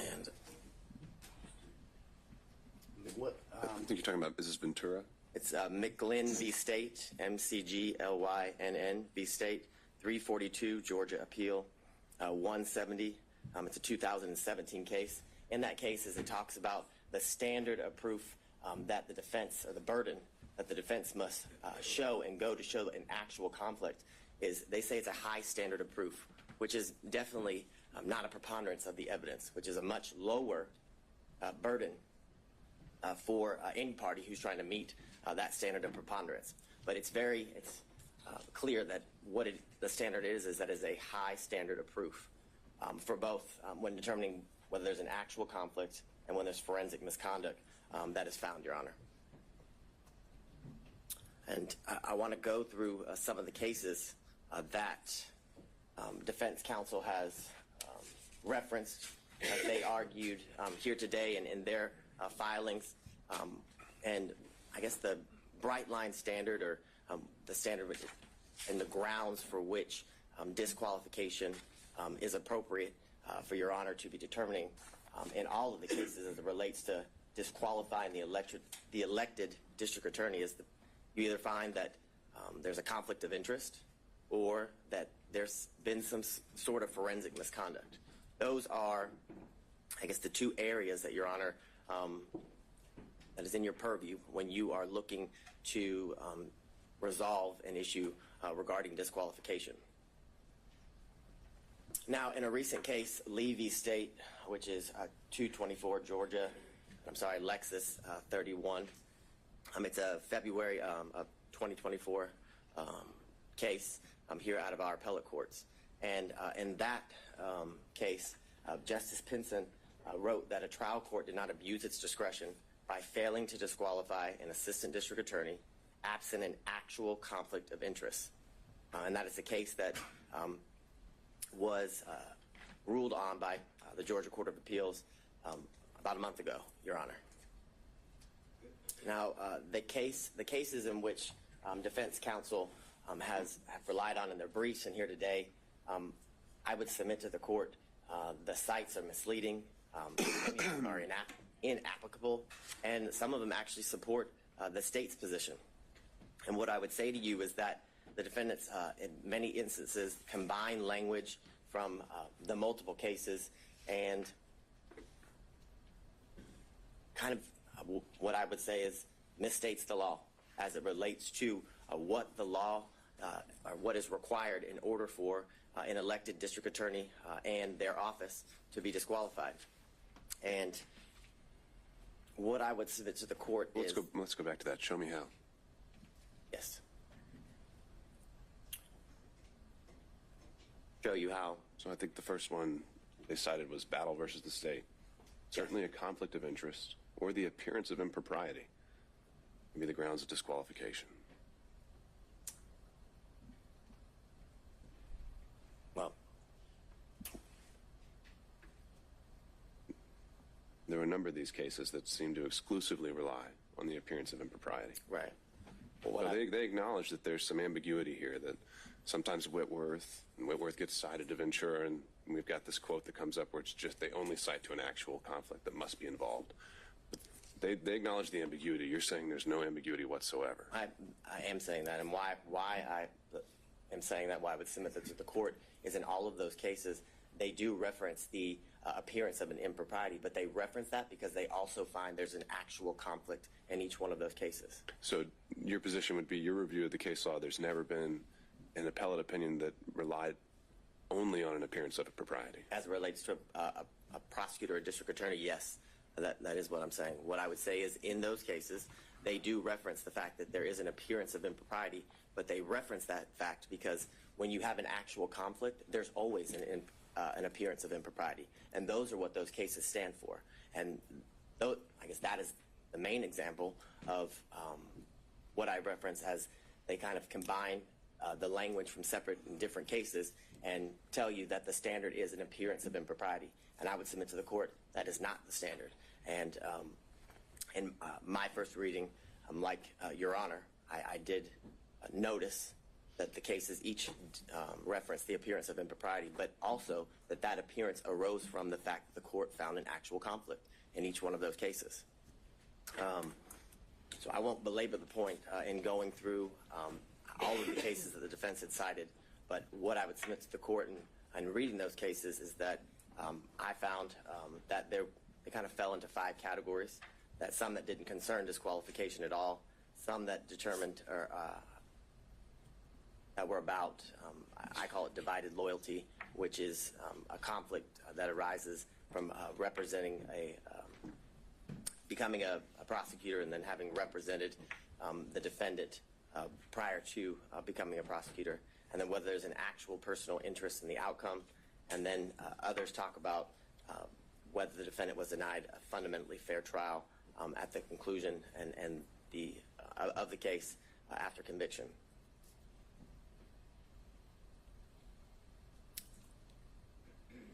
And these are some of the cases that defense counsel had cited within their brief that had absolutely no application to the issue that we're here before Your Honor today. The first, McIver v. State, has nothing to do or has nothing related to the disqualification of anyone. I think some of these are just relating to kind of aspiring for broad language about standards to prosecutors. So point taken there. But if there are more... All right, keep going.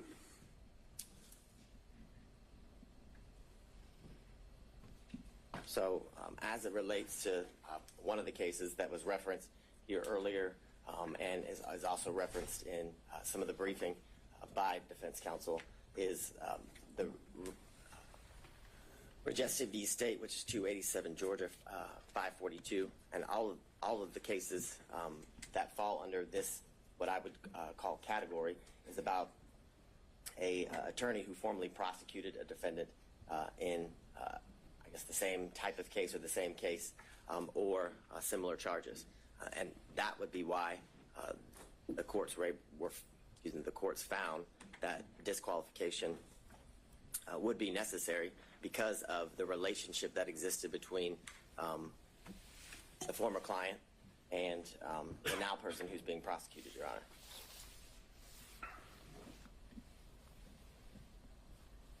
The next series of slides just goes through what has been addressed as it relates to the standard that is required when dealing with the issue of disqualification, and the state would contend and submit to the court that the defense must show an actual conflict in order to have the district attorney disqualified, and that actual conflict has to be in the form of showing that Ms. Willis, in this instance, received a financial benefit or gain in relation to the outcome of the case. Like many of the cases that involve personal interest, Your Honor, it's all based on a contingency fee, where how much they're paid, or a bonus, for example, is dependent upon the outcome of the case. That's how one is to show that there's a personal interest in the case. We have none of that here. And I would submit to the court, we have absolutely no evidence that Ms. Willis received any financial gain or benefit.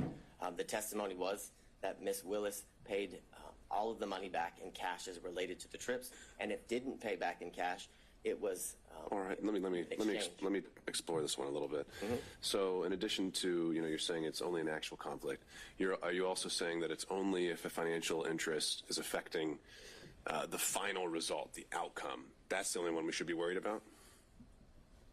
Or is it that the prosecution as a whole is what we should be looking at in terms of a stake? So what I'm thinking of, I'm just going to try and come up with some hypos here. What if ADAs are given a bonus for every motion to suppress they win, $1,000 per Fourth Amendment claim they win? Well, now they've got an incentive, if one of their officers is lying, not to tell you about it, because they want to win that motion to suppress. But maybe that doesn't affect the outcome, because you can win a motion to suppress or lose it, and that doesn't decide whether it's going to be a guilty or not guilty verdict. But doesn't that affect the prosecution of the case, if not the outcome? Yes, I would definitely agree that that would be an instance where disqualification would be necessary and appropriate, because it's a situation that involves a contingency fee, and I would submit to the court that it actually does end up affecting. It could, based on how important the motion to suppress is, right? But if it's some immaterial, I don't know. But I guess, so you're saying it's maybe not so much just whether it's a guilty or not guilty dismissal, no pros at the end of the day. It is actually the conduct of the prosecution that should be looked at throughout the course of the prosecution. Correct, as it relates to how it affects the prosecution, which I would submit to the court ultimately is going to affect the end outcome of the case. If you have a contingency fee based on winning, or how, if you win a motion to suppress, and if you win, you get, a bonus, as Your Honor referenced. I think that is ultimately going to affect the end outcome of the case, because, as Your Honor just said, if there's an instance where an officer is lying, or where there isn't a good faith to go forward with that motion, the prosecutor would go forward with regardless, because of the contingency fee, which not only affects the prosecution at that point of the proceedings, but ultimately is going to affect the entire case, because if they were to win a motion to suppress, or I guess the motion would be denied and the evidence wasn't suppressed, knowing that they didn't have a good faith basis to go forward affects the ultimate outcome of the case. So I think it's twofold, as Your Honor has referenced. I think it's at that part of the procedure or the proceedings would definitely qualify for a reason necessary to disqualify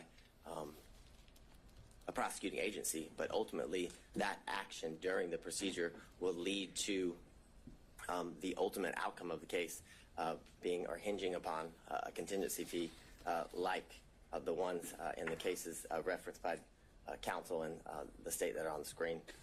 So getting into the language again, which you just had up there with greater amusements and amusement sales. Greater amusements is one of those. You refer to the appearance of conflict as dicta. Why do you think that's dicta? I think the quote from that one is, it guarantees at least the appearance of a conflict of interest. Why is that dicta? It seems very central to the holding in the case. Because I don't disagree with Your Honor, but in that case, an actual conflict was found, and the appearance. They didn't find that. I would disagree with Your Honor. My reading of the case is that an actual conflict was found, but because of that actual conflict, an appearance of impropriety was seen, and that's the reference, or why the state referenced that case in relation to the argument that an actual conflict is required.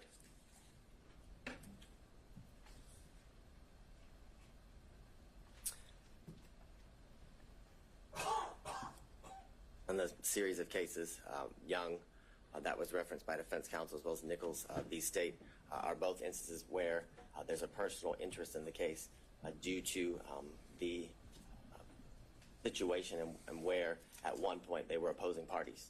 And of course there's a personal interest or stake as it relates to prosecuting an opposing party in a civil claim, which are what both of those cases reference, which shows that there's an actual conflict of interest that relates to the personal gain of the specific prosecuting agency. And what do you make of Nichols' reference to, it's an older case. Sometimes the language can be what we're not accustomed to seeing, but there's, they refer to the metaphor of Caesar's wife, and generally when that's used as a ethical standard, that's something that goes beyond just an actual conflict, right? Isn't the beyond reproach getting more into appearance world? Is it getting beyond? No, isn't getting into the appearance aspect of things when we're talking about Caesar's wife. But I think it goes beyond that based on the language of the holding in that case, where it literally says that the individual had a personal interest in obtaining a fee by forcing a settlement in the civil case and using the criminal case as leverage. So that's not an appearance of impropriety. That is an actual conflict of interest in which arises because of the individual's personal stake in the end outcome of the case, Your Honor. So that's how I would differentiate, I guess, the representations of defense counsel as it relates to the standard or the burden that must be shown, and why the state would submit to the court, and the most recent ruling out of the Georgia appellate courts that an actual conflict is required to be shown. So I'm going to skip through these series of slides. You've heard all about Whitworth.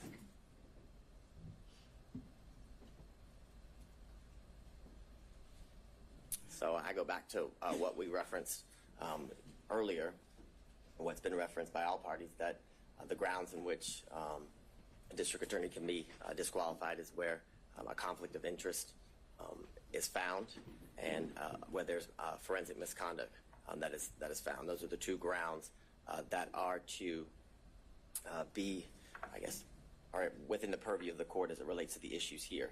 And again, I go back to the most recent case that was Justice Pinson wrote about, and that there must be, that by failing to disqualify the assistant district attorney absent an actual conflict of interest. I think the language there is very clear, and I think it's very controlling, and I think it's purposeful, I would submit to the court, because an actual conflict of interest is what is required in order for a district attorney to be disqualified, because the cases make very clear, and through the precedent relating to this issue, that a disqualification of a district attorney is the last, for lack of better words, ditch effort that should be exercised as it relates to the court in curing certain conflicts that may arise. I think the case law is very clear that every effort is supposed to be made instead of, or I guess in lieu of, disqualifying the district attorney unless an actual conflict of interest is what's found, Your Honor. And it can't be cured.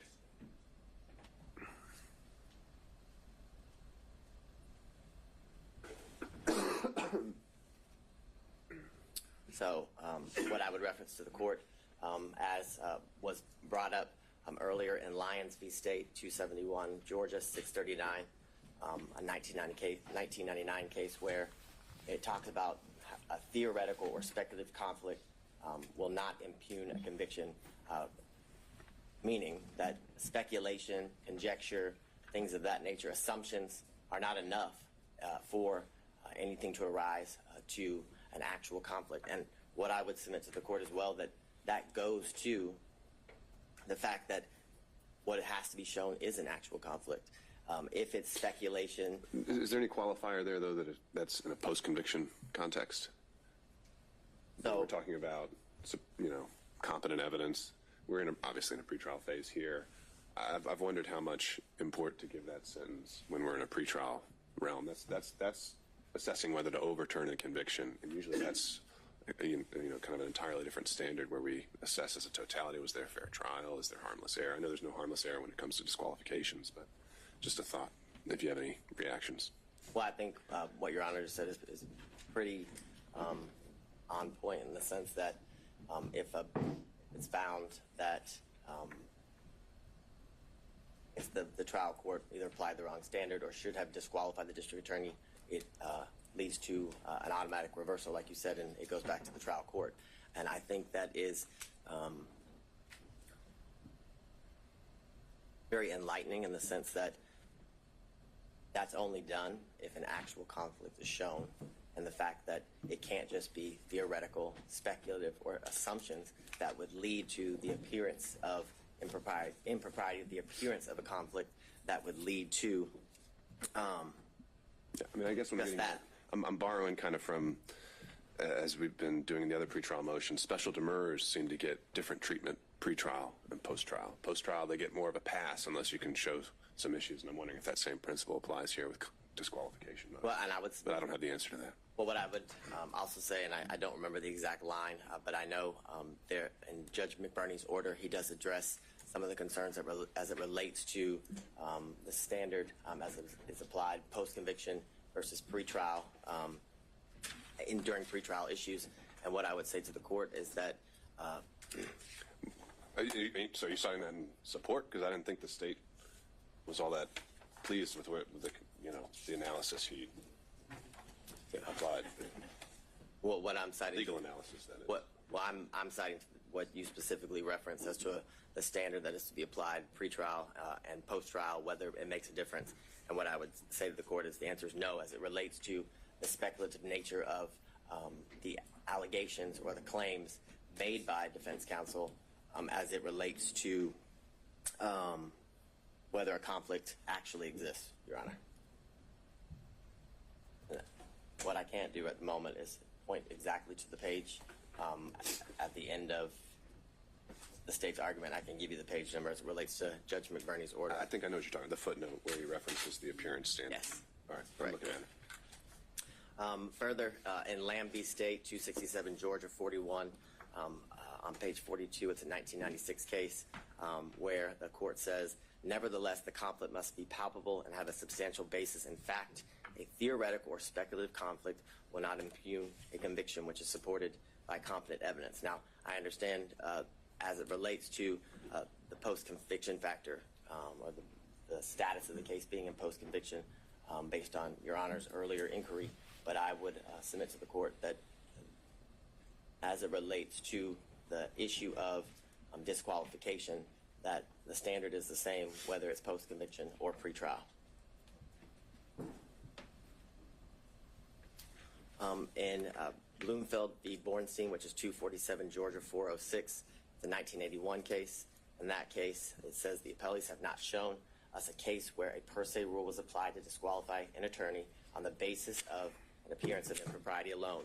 The Georgia cases cited by the appellee do not stand for the proposition that a trial judge is authorized in Georgia to disqualify an attorney solely on the basis of an appearance of propriety, which further goes to the state's submission to the court that the standard is that an actual conflict must be shown, and that conflict that arises shows that there's a personal stake of the district attorney as it relates to their personal financial gain that's being alleged.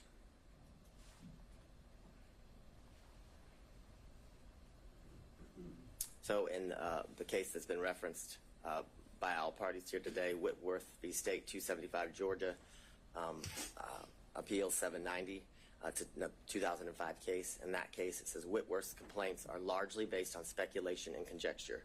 Applying any evidence standard to the record, it is clear that the trial court did not abuse its discretion in denying Whitworth's motion to disqualify Morgan based upon his personal interest in his conviction. Aren't we past the speculation and conjecture aspect of this, though? I mean, the original and the core of the financial allegation was that there is a relationship and that money has changed hands. There's maybe still an open question of where the ledger stands, but I think it was conceded that that balance could run in one way or in the district attorney's favor. Is that contested? Yes. What's not contested is that a relationship did develop between and that purchases were made back and forth. That's the state's position. That is the state's position, but they were made back and forth. The purchases were made back and forth, either to equal the money that was spent by one party or the other, and if that wasn't done, cash was exchanged in order to equal the costs that were paid by either one of the parties. Right, but that's a facted issue, whether it was split even, or whether it goes a little bit one way or another, or whether it's all the way $10,000 one way or another. That's a fact and issue as a result of the hearing, but it's no longer just the theory that money changed hand is no longer speculation or conjecture. Well, I agree that money actually changed hands is not speculation and conjecture, but whether that money that changed hands had any financial benefit or gain to the district attorney, that is all speculation and conjecture. I would submit to the court. Absolutely all speculation and conjecture to harass and honestly embarrass the district attorney based on some of the questions that were asked that had absolutely nothing to do with the proceedings that we were here. For example, the lien on her alleged house, that was highly irrelevant, had nothing to do with the proceedings and the exchange of money between the district attorney and Mr. Wade. The point of that line of questioning was to, again, embarrass and harass the district attorney in a way that was very public, and in a way that was to impugn her character as it relates to that line of questioning in front of the court, in front of anyone watching the proceedings as it unfolded. And the language in Whitworth, I would again submit to the court, requires that an actual conflict must be shown, which is why the reference to speculation and conjecture is again a reference, because speculation and conjecture leads to or equals an appearance of impropriety, not necessarily an actual conflict, which I submit to the court is what is required based on the case law.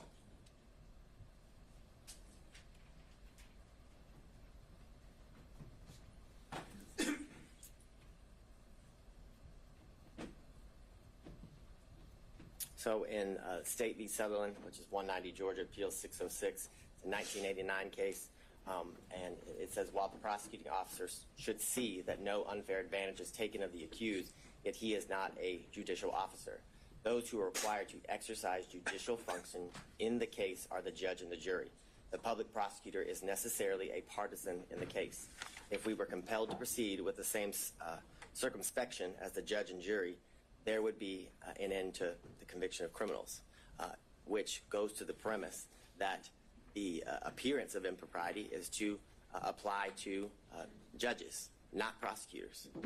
Because if that standard was to be applied in the manner in which the Sutherland case is referencing, then there would never be a criminal prosecution, because the state is always going to appear biased as it relates to getting justice for the victims or righting the wrong as it relates to the crimes in which the defendant is been indicted or accused of.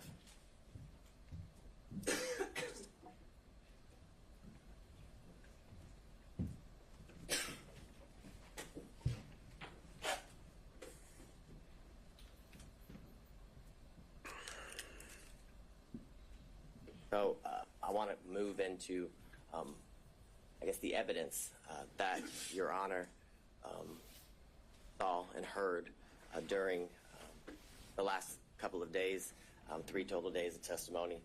as it relates to the witnesses. You heard from Ms. Yurdy, who the state would contend is a disgruntled former employee. You heard from Terrence Bradley, also someone who is a disgruntled former partner.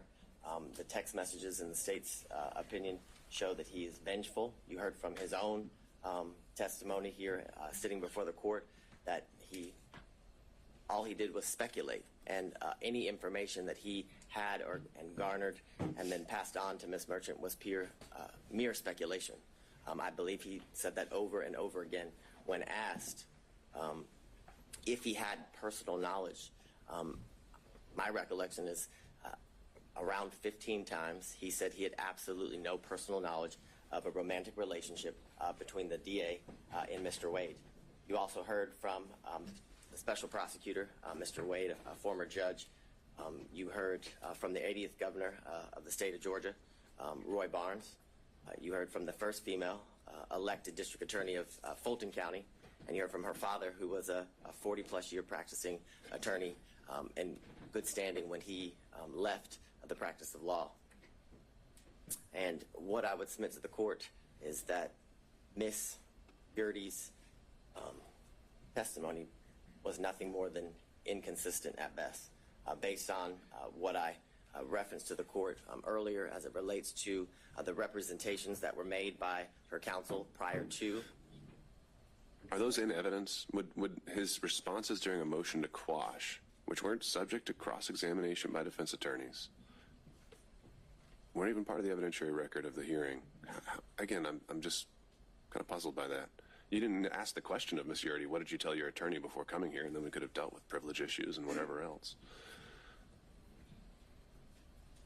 I would agree with the court. It's not in evidence, but it was a statement by an officer of this court to the court during a hearing related to her testimony and how we would proceed with her testimony in this hearing. But it's clear that what was represented as to why she would not have, I guess, be an appropriate person to testify was that she had absolutely no knowledge of the romantic relationship. That was the basis of why her counsel was saying that she shouldn't have to testify, that she shouldn't be compelled by the under that court. theory, if accepted, where did the incentive arise between Monday and Thursday for her to completely change things around? Where did the incentive arise? So she was fighting so hard to avoid the, if we're going down that road you proposed, she was fighting to have not to come in here and testify at all. And then she comes in here and testifies. Why would she have testified the way she did if she didn't want to testify so strongly? If we're going down this road of trying to just gauge her interests and these kind of things, I don't know if I'm quite following that theory. And I can appreciate that, but I would say the reason she didn't want to testify, I would submit to the court, is because this is an incredibly public forum where she would have to testify against a former friend and a former boss. And I think the change, I wouldn't qualify it as an incentive. What I would qualify is ultimately when she was forced to testify, right, a motive and a bias as to why she testified in the manner in which she did. When asked by Ms. Merchant as to the reasons for her leaving, she kind of danced around the issue. And then as Ms. Cross asked her about whether she resigned or forced to leave, she was fired, she came out and said she was given the choice: you can either resign, but either way you're leaving. You're fired, or you can resign in a manner in which, she wouldn't be officially fired, and when she's trying to get future employment and things of that nature. So I would submit to the court that there's absolutely no incentive. An incentive is not why Ms. Yurdy's testimony changed, or the state would contend her testimony changed, but it was the reason she testified the way she did was because of her bias towards the DA, which gave her motive to what the state would contend is be less than honest before the court. And I would. But if we're going to draw inferences based on her fighting the subpoena, why would she have fought it if she had such a bias and wanted to say these untruths? Because she didn't want to come on national television and have to be exposed to the things that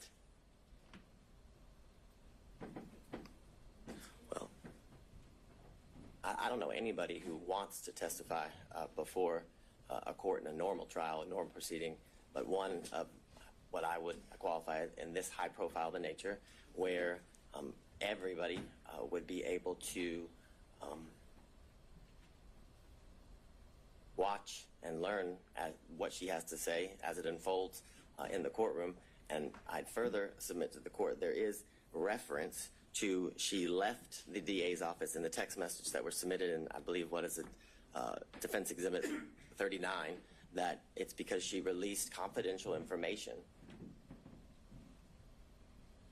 in the DA's office, from the DA's office, that led to her firing, that she wasn't. And I know I'm just because it's more conversational, which I appreciate. I know I might be getting you off script, so I don't want to use up all your time if you need to get through some other things. Next, Terrence Bradley, and I believe the one thing that the state and defense counsel can agree on, that he was less than honest at times during the proceeding and during his testimony. He, when pressed or asked by Mr. Sadow why he was fired, he basically chalked it up to a dispute between partners in a business. But when pressed by Ms. Cross, it was clear that that wasn't the reason. And what I would submit to the court, what has been referenced by defense counsel as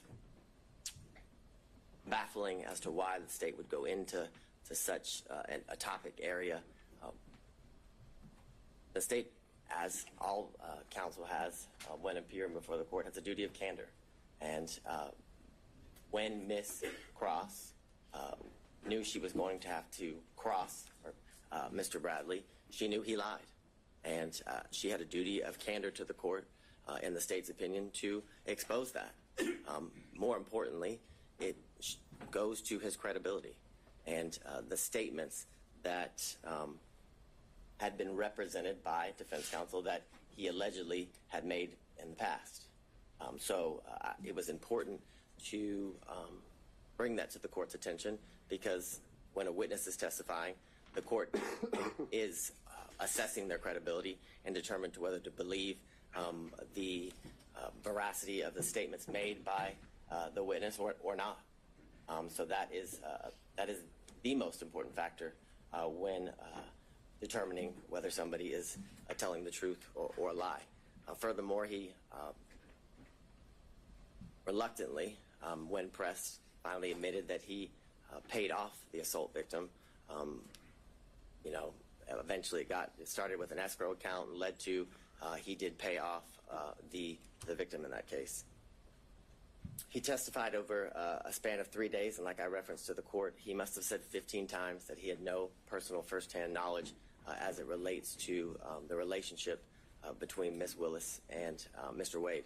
More importantly, when pressed by counsel, he could not pinpoint a time in which he knew that the relationship occurred. There were many instances in which he described that very well could have fallen within the time frame that was testified and by both Ms. Willis and Mr. Wade as it relates to the relationship beginning or transitioning into dating in March of 2022 and into the end of the relationship in August or the summer of 2023. And as I referenced to the court, the statements that Mr. Bradley made, the state would contend are inadmissible hearsay as it relates to the statements that he was pressed and asked about what Mr. Wade told him, because Mr. Wade was never confronted with those statements. And in order for impeachment to be proper, he must be confronted with the specific statements that are alleged to have been made in order to impeach him.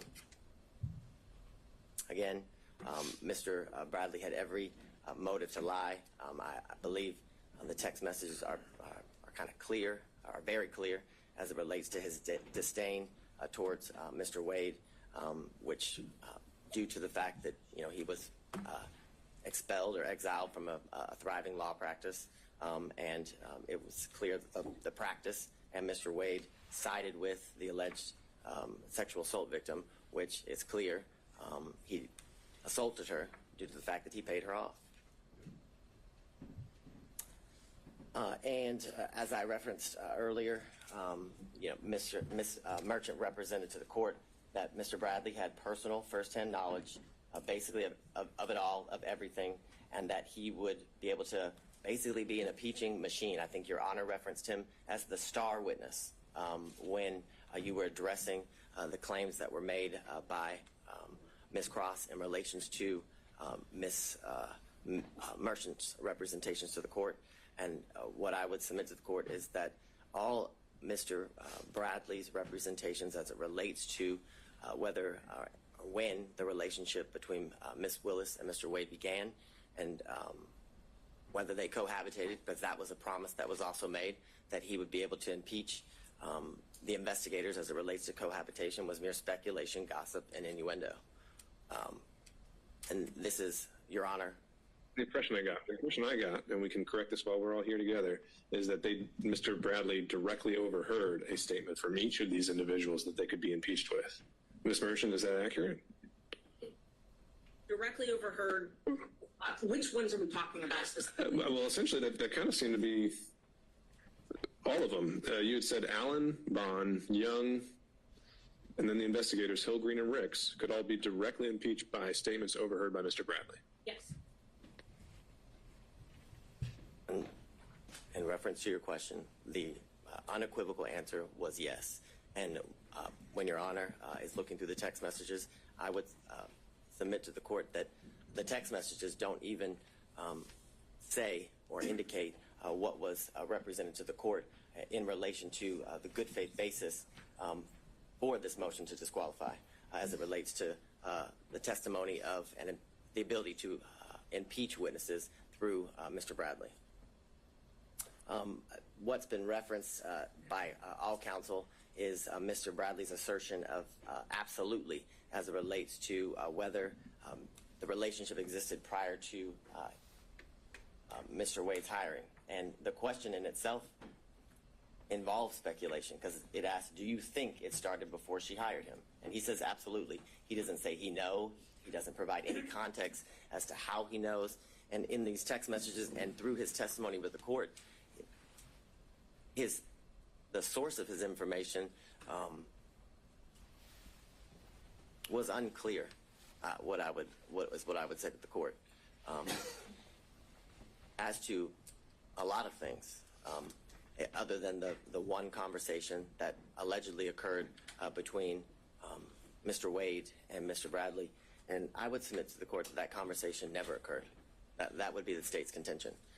And how do we know that? We know that because that conversation was not confronted, or Mr. Wade was not confronted with that conversation. And that is evidence circumstantially, and I'd even say direct, as to that conversation non-existing. Because based on the representation made by defense counsel, it would be clear that that would be a conversation that would have been relayed to, because it wasn't privileged, as Your Honor found, that would have been relayed to Ms. Merchant.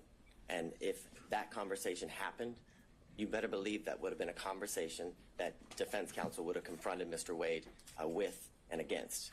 And the reason they didn't do that was because it didn't exist.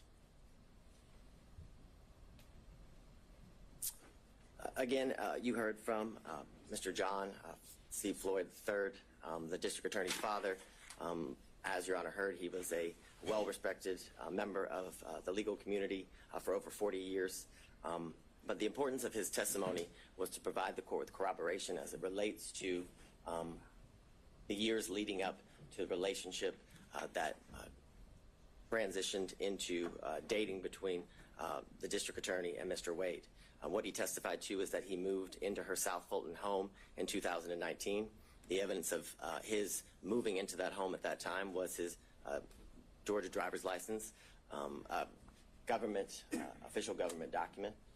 He further testified that not only did it wasn't that just Ms. Willis and himself live at the South Fulton home, but that he often would see on numerous occasions the significant other of Ms. Willis that was not Mr. Wade. He referenced that that person had a nickname of Deuce, and that he kept a lot of his belongings in the garage of Ms. Willis. He specifically said he kept a lot of his disc jockey equipment, is how he referred to it when before the court. He made very clear that he had never seen Mr. Wade at the South Fulton home that is owned by Ms. Willis. He made clear that he lived in that home with Ms. Willis and Ms. Willis alone, other than her two daughters who would occasionally visit that home until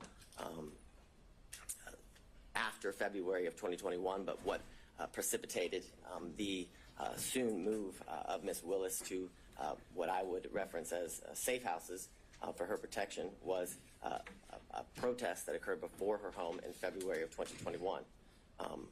He then expressed to the court that Ms. Willis moved in the spring of 2021, and that due to these threats that were taken very seriously, he had only seen his child 13 times. He said, in reference to the questions by defense counsel that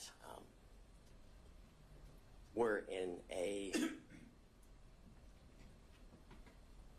and I'm just going to be straight up with the court, they were trying to make Ms. Willis a liar, what is how I would submit to the court, in the sense that she testified that she was concerned for her safety and her family's safety, which included her father and her daughters, and that Mr. Floyd remaining in that home kind of rebutted all of that, made it so it wasn't true. But he testified that he stayed in the home because it was a home that she had put her blood, sweat, and tears in and was able to buy, and that he stayed in the home because there was constant officer presence. He told the court that he bought extra security equipment. He even went as far to tell the court that he slept in different rooms on different nights because he felt his safety was in such a concern. So I would submit to the court that line of questioning was done in an attempt to discredit Ms. Willis, but failed. Would be how the state would characterize it. Then he testified about the first time that he did meet Mr. Wade, which is in 2023 here at the district attorney's office, and he talked about how he kept cash in his home and why Ms. Willis kept cash in his home. And what the court should take note of is the state didn't ask Mr. Floyd about the cash in his home. That came out through the cross-examination of defense counsel. So there was, I guess, the implication that Mr. Floyd only did so due through his preparation with the state and his hearing and seeing news articles and clips related to the testimony that had occurred prior to him. But I would submit to the court that it's telling that that information came out through questions that were asked by defense counsel, which gives credibility to the statements that were made. And he further explained as to why he taught his daughter to keep cash in the home as it relates to financial independence and having a safety net.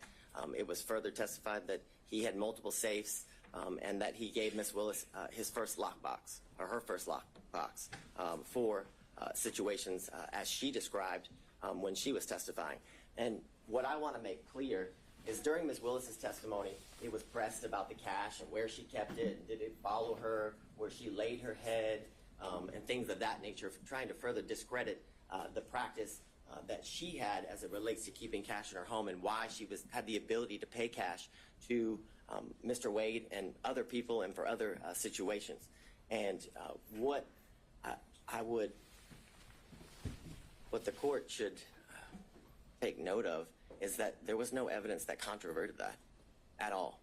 Where was the evidence that controverted Ms. Willis's claim and practice of keeping cash in her home? There was none. In fact, the only evidence was it was substantiated through the testimony of her father, Mr. Floyd.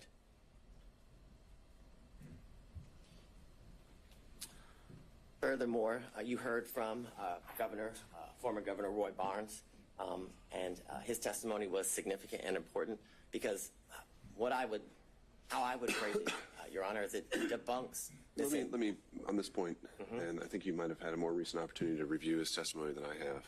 You say on the slide that she was the first choice to lead the prosecution. Was that actually his testimony, or was his testimony that he was asked to come aboard? Did he use the words that he was asked to lead? Yes, it would be that's my recollection, that he was asked to lead the prosecution. He was asked to he was asked to fill the position that Mr. Wade is currently in, which is the lead prosecutor. It was said in that way as well as it relates to the testimony of Mr. Barnes. So I think it would be very clear. My recollection is that he said lead, but what I can submit to the court, that I know he also said that he was asked to fill the position that Mr. Wade is currently filling for the state of Georgia, which is the lead prosecutor. At that time, as special grand jury prosecutor, right? Yeah, the special, I guess, yeah, as the special prosecutor, lead the investigation, which led to the ultimate prosecution that we're here before Your Honor today. He also indicated that the reason he turned that job down was because it didn't pay enough. He said he had mouths to feed at his law firm, and that he also didn't want to live the rest of his life with bodyguards, because he had lived that for the years in which he was the governor of Georgia. Furthermore, he confirmed the qualifications of Mr. Wade, which I still find it quite interesting and confusing as to attacking Mr. Wade's qualifications, in that it's almost as if Mr. Roman's counsel is asking that the state put a prosecutor on the case that she sees to be more qualified to attempt to convict her client. It's an interesting argument, and it's one that makes no sense. Furthermore, if you were to believe the claims and allegations as it relates to Ms. Willis' personal stake in the prosecution, the receiving of financial benefits and gains, then you'd have to believe that she was also dating Roy Barnes, the former governor, and Gay Banks, in addition to Mr. Wade. If she has this grand plan scheme in order to profit off of the prosecution of this case, because that's what they're saying. Or they're saying that she telepathically or prophetically was able to know that Mr. Barnes and Mr. Banks would turn down the position so she could then hire Mr. Wade. It's ridiculous. It's absurd, and it's desperate. It's a desperate attempt to remove a prosecutor from a case for absolutely no reason, Your Honor, other than harassment and embarrassment. This slide, and we've been through a lot of the testimony. And I should be clear there, it was not introduced in evidence that Mr. Banks turned her down, right? How's that part of the record? Well, I'd ask the court to take judicial notice, as has been asked repeatedly. Unless the district attorney had testified to that. I don't recall offhand. I will be frank with the court. I don't recall if Ms. Willis testified to that exact fact, but I know that Mr. Banks represented that to the court during Monday's hearing as it relates to the allegations that were made. I understand Your Honor's position as it relates to that. I'm just trying to make sure we know exactly what is in the evidence and is not, but regardless, I think your point is made. I think it's an evidence of the record as it relates to, I guess, the issues that led up to the actual hearing of this case. So I understand Your Honor's position, but it did come out during a proceeding that was prior to the actual hearing. This slide is just a chart showing kind of the testimony of both the district attorney, Ms. Willis, and Mr. Wade, as it relates to how they met, how or when Mr. Wade became the special prosecutor, when their relationship evolved into a romantic one, talking about the trips in which they took after their relationship evolved into one that became romantic, and when it ended. And what, again, I would submit to the court is that those facts were consistent, and the only person who contradicted that when the relationship started was Ms. Yurdy. And what I would bring to the court's attention is that it was represented to the court that Ms. Yurdy was a witness other than Mr. Bradley who could bring to the forefront this issue of cohabitation. And when pressed and when asked about it, Ms. Yurdy had absolutely no information as it relates to this alleged cohabitation. It was false.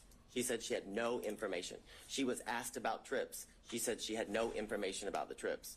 Yet, she's such a good friend that Ms. Willis confirmed each year that Mr. Wade and her continue to be in a relationship 2019, 2020, 2021, until their relationship ended due to her forced resignation and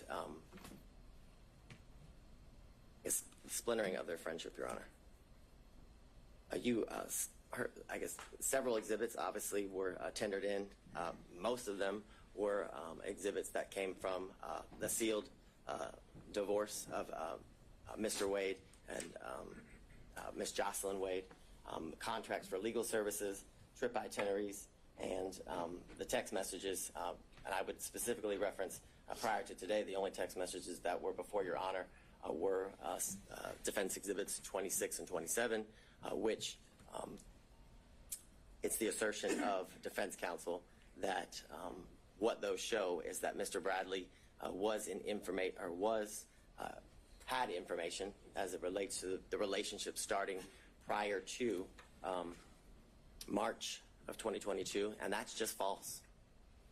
Those text messages do not contain that. It does not pinpoint, just as Mr. Bradley couldn't, when the relationship actually started. And furthermore, you have the testimony and the evidence of the text messages that it was mere speculation. If you, as Your Honor reviews the full chain of text messages, it is clearly Ms. Merchant and Mr. Bradley going through what I can describe as nothing else other than a mere fishing expedition between the two of them at first, because it's asked about certain members of the DA's office who would have information as it relates just specifically, for one, Ms. Young. It is asked whether she would have information, and he had no idea. He said he assumed, he was speculating. And that is the same as each person that was subpoenaed in reference in the text messages. All of that was speculation. And you know it was speculation because not a single one of them testified. That's telling. Because if it wasn't mere speculation, if it wasn't mere gossip, and if it wasn't mere conjecture, each one of those people who were subpoenaed would have been called to testify, like District Attorney Willis was, like Mr. Wade was, in order to be confronted and then impeached by Mr. Bradley.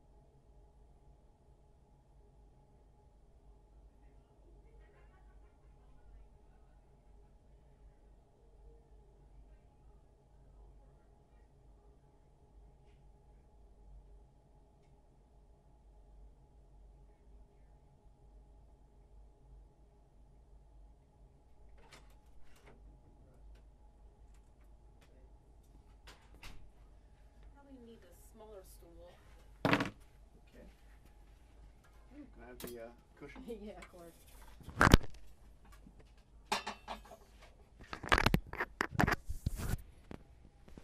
Someone help my thing up or anything? No, I think I'm good. Your first hit is at 4:05. Oh, it's at 4:05. That was at 4. It was. They Canceled couldn't it? get out. Like Okay. no, they're going to be at 4:20 now. Okay. Okay. Gotcha. Okay. Great. Then I'll wait a couple minutes before I Okay. sit down and go.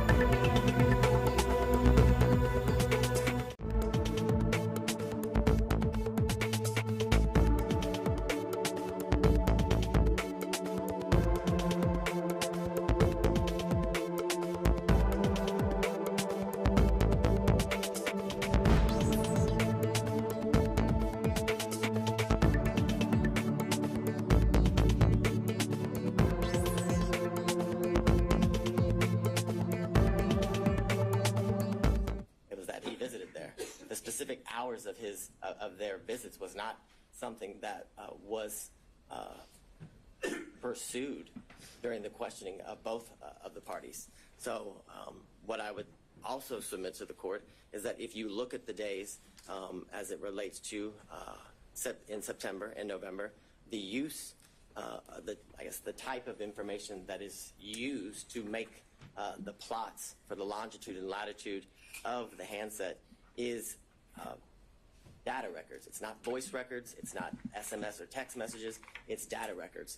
And it is not uncommon for an expert to testify as it relates specifically to AT&T records that actual data record is unreliable as it relates to the location of the handset due to the type of information that it is, that it's data. It's not the voice and the SMS, which I know, Your Honor, as has been referenced, was a prosecutor not only here in this county, but for the federal government where this kind of information is commonly used.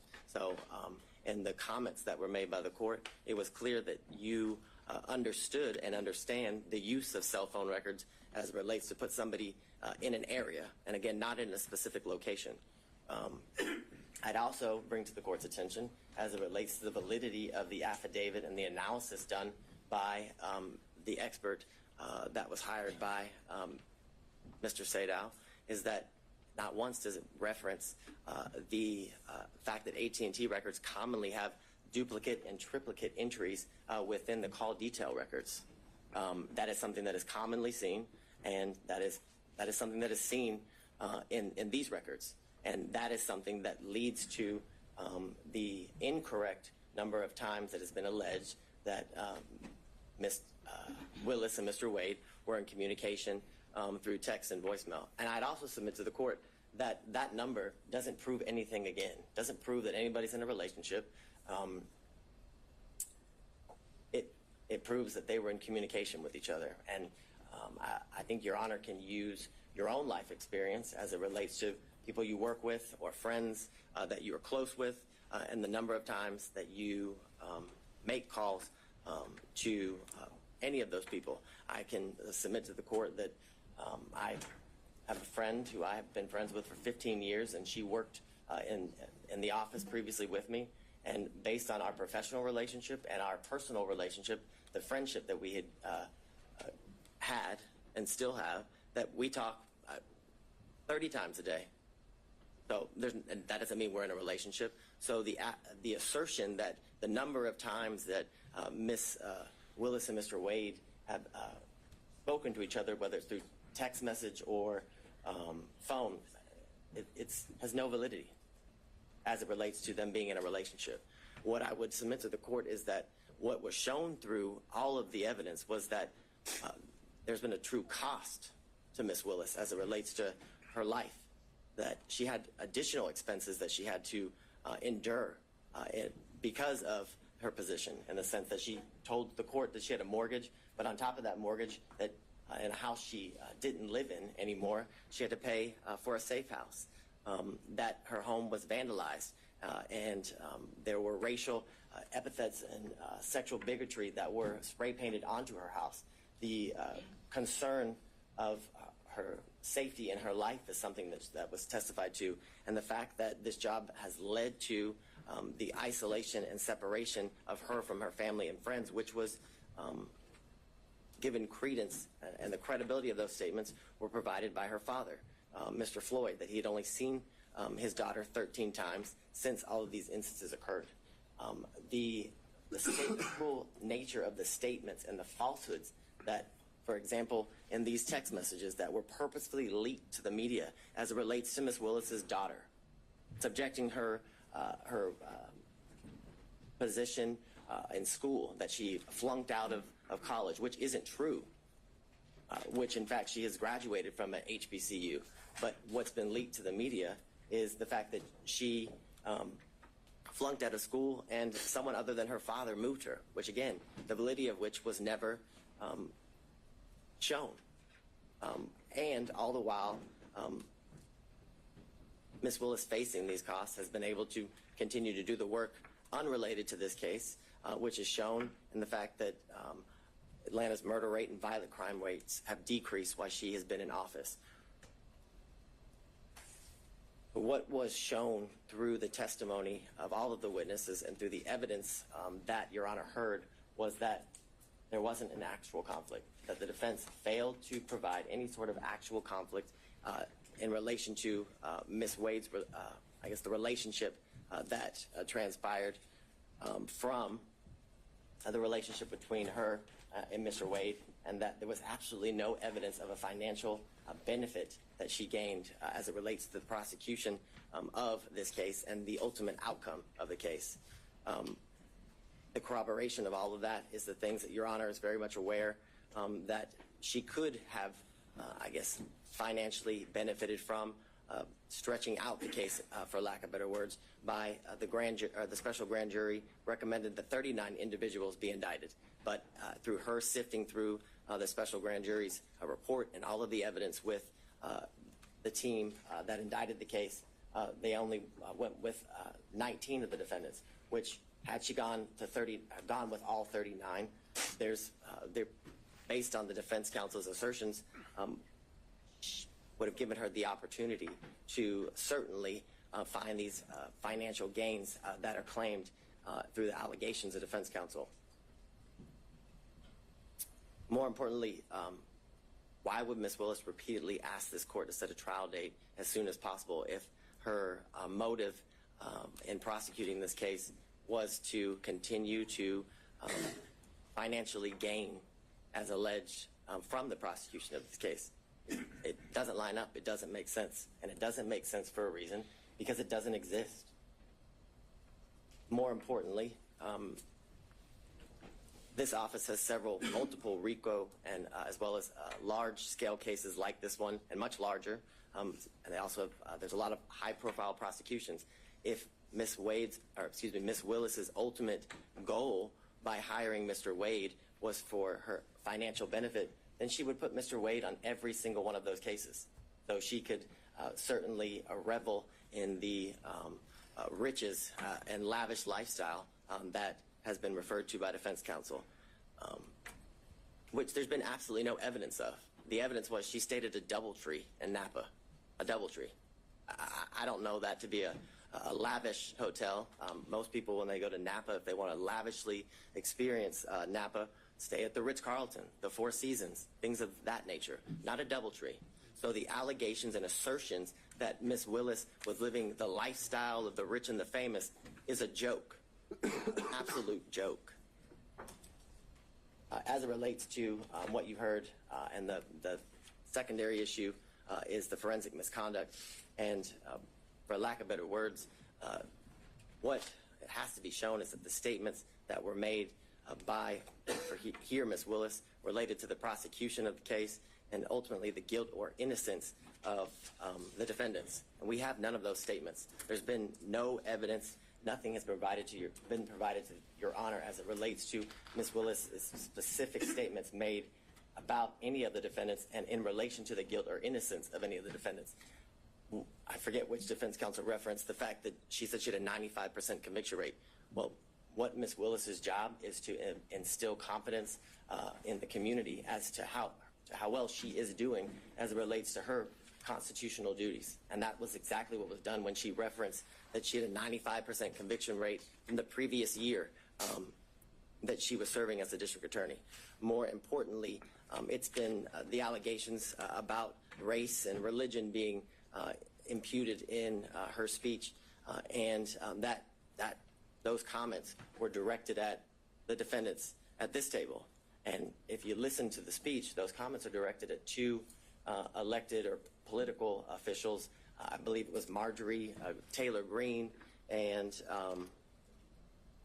Ms. Bridget Thorne, who is a member of the Fulton County Board of Commissioners here. She specifically used their names. I don't know that they, and my knowledge is they're not supposed to be sitting at the table, and I haven't seen them in my work as it relates to this case, Your Honor. So those allegations that Ms. Willis committed forensic misconduct are, again, there's no validity to them. There's no evidence of them as it relates to any of those comments, which this is an issue that Judge McBurney has previously ruled on when these same allegations were alleged as it relates to extrajudicial statements made by Ms. Willis, and it involved a statement that the words fake electors were said by Ms. Willis, and he found there was absolutely no conduct that was impermissible as it relates to forensic misconduct.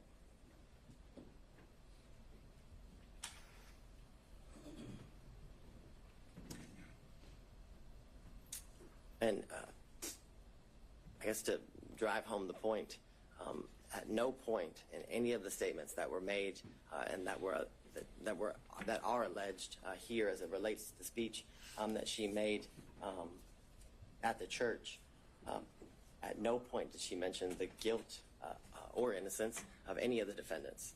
She, again, was merely responding to comments made by Marjorie Taylor Greene and Bridget Thorne, two other political officials, therefore making her comments not even close in the realm of any sort of forensic misconduct. What I find interesting is that defense counsel wants to make these allegations that Ms. Willis committed this forensic misconduct by the statements that she made in her defense as two unrelated, to this case, public officials criticized the job that she was doing. find the hypocrisy interesting in the sense that we've had video proffers released to the media by defense counsel, emails between counsel released to the media by defense counsel, statements have been made by defense counsel in relation to this case. We had the unredacted version of the cell phone records of Mr. Wade released to the media by defense counsel with his private and personal information causing the threat of harm to both Ms. Willis and Mr. Wade to increase. The most recent instance was the text messages that Your Honor hadn't ruled on their admissibility prior to their release, and it was made clear during the hearings that the ability to get those, the full chain, was something that they were unable to do.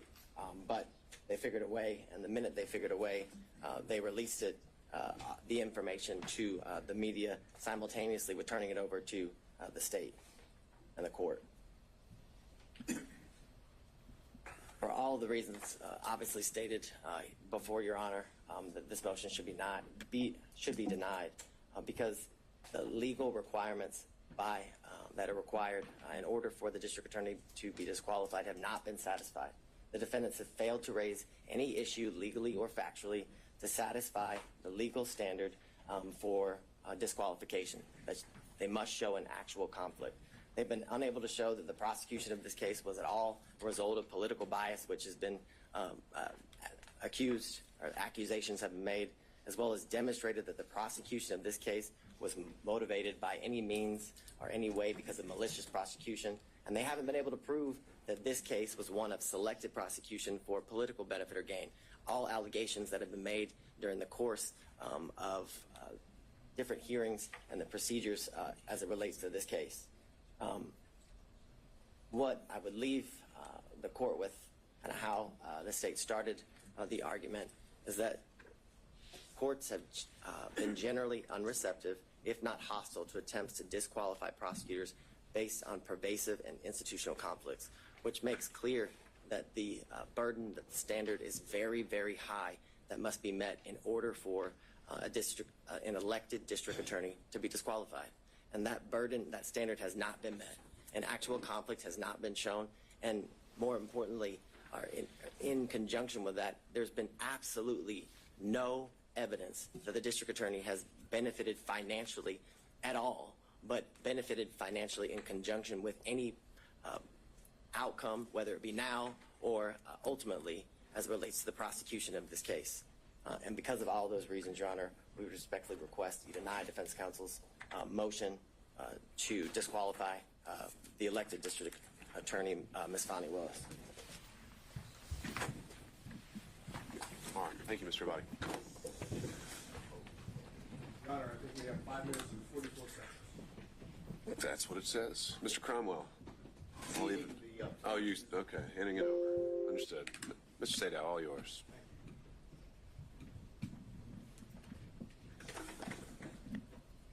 I'm going to do rebuttal, specific rebuttal.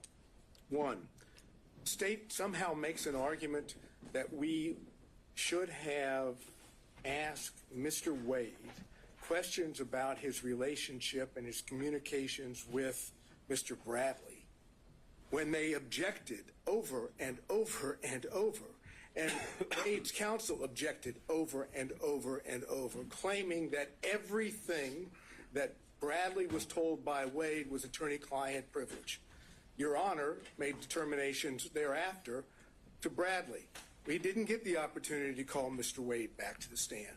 So to claim that you can't impeach him because you didn't ask him when they objected to us asking him obviously is a false position to take, as disingenuous as it can be. Now, if the court wants to open it up, we'll be more than happy to call Mr. Wade back to the stand. But as the record stands, there could be no confrontation of Mr. Wade when both his counsel and the state are arguing that it shouldn't be done. Second, let's use a little common sense here. Forensic misconduct received about 2 minutes worth of discussion. The rest of it is all on conflict. Forensic misconduct dealing with the way the state wants you to have is if you don't accuse someone or you don't say that someone's guilty. Yeah, assuming you can impugn someone's character to the degree that constitutes forensic misconduct. Why is that? I'm sorry, say Case that. here? Assuming you can impugn someone's character to the degree that it constitutes forensic misconduct. I think that I guess the state's primary position was that they weren't talking about you at the church. Right. And if you go listen to it and watch it, it starts off by saying, why does Commissioner Bridget Thorne and so many others, and then it refers to they attack him for being black. They attack him, not anyone else, just they attack the black man. They're not talking about Miss Thorne or Marjorie Taylor Greene. They're talking about us. And you know how everybody knows that? Because not a single story from the media reported anything other than Fani Willis accused the defense and defendants of being racist. Now, here's the common sense part of this. If you follow the state's position on forensic misconduct, Fani Willis could all day long talk about race. She could say the defendants, I'm not saying they're guilty or not guilty, but they're racist. They're racist. They're racist. And according to the state's position on forensic misconduct, that wouldn't be a problem. Obviously, that makes no sense whatsoever. The issue here that we've dealt with on forensic misconduct is not simply the church speech. It's why she did it, how she did it, calculated, and all the other things that we talked about with the testimony of Wade and Willis in this case. Let's go to the relationship issues and the cell phones briefly. No one knew that there was a relationship between Wade and Willis, according to Wade and Willis. Not a soul was ever told that they were dating or that there was an intimate relationship. Ever. They concealed it from all parties. From Daddy. Daddy didn't even know they had a relationship. Suggest that somehow in the beginning of 2021, January to whatever it was into April, that they couldn't have met in Hapeville. They didn't meet anywhere that would allow the public to see them. That's the reason why they were meeting at Yertes, because no one else was ever there. Remember the testimony? Who else was there besides Mr. Wade and Miss Willis? Both of them agreed. No one ever went there except them. They didn't go to where Daddy was in Miss Willis's house because Daddy was there and Daddy would know. No other prosecutors knew. No one knows except who? The one person that knew was Bradley and Yerty. Yerty was the best friend at that time of Miss Willis, and Bradley was the partner of Wade. Now, the only way that the only way that Bradley can walk away from I have very little time, so I'll skip that. Let's go to something. Motive. That's an issue. Whose motive in this case is the strongest? Fani Willis, Nathan Wade. Because if they testify truthfully on every point, what happens if the relationship started before November 1st? They get disqualified. Who has the best motive of anyone to lie? They do. Who has the most at stake to lie? They do. Who wants to stay on this case for whatever the financial reason may be? They do. And All right. Thank you, Mr. Sato. There it is. All right. Thank you, everybody. I think has been very much made clear by the argument and the made today is that there are several legal issues to sort through, several factual determinations that I have to make, and those aren't ones I can make at this moment. And so I will be taking the time to make sure that I give this case the full consideration it's due. I hope to have an answer for everyone within the next 2 weeks. Until that point, if there are any other issues that come up, counsel can reach out, and we'll have an order posted on the docket. Thank you all. We're off the record.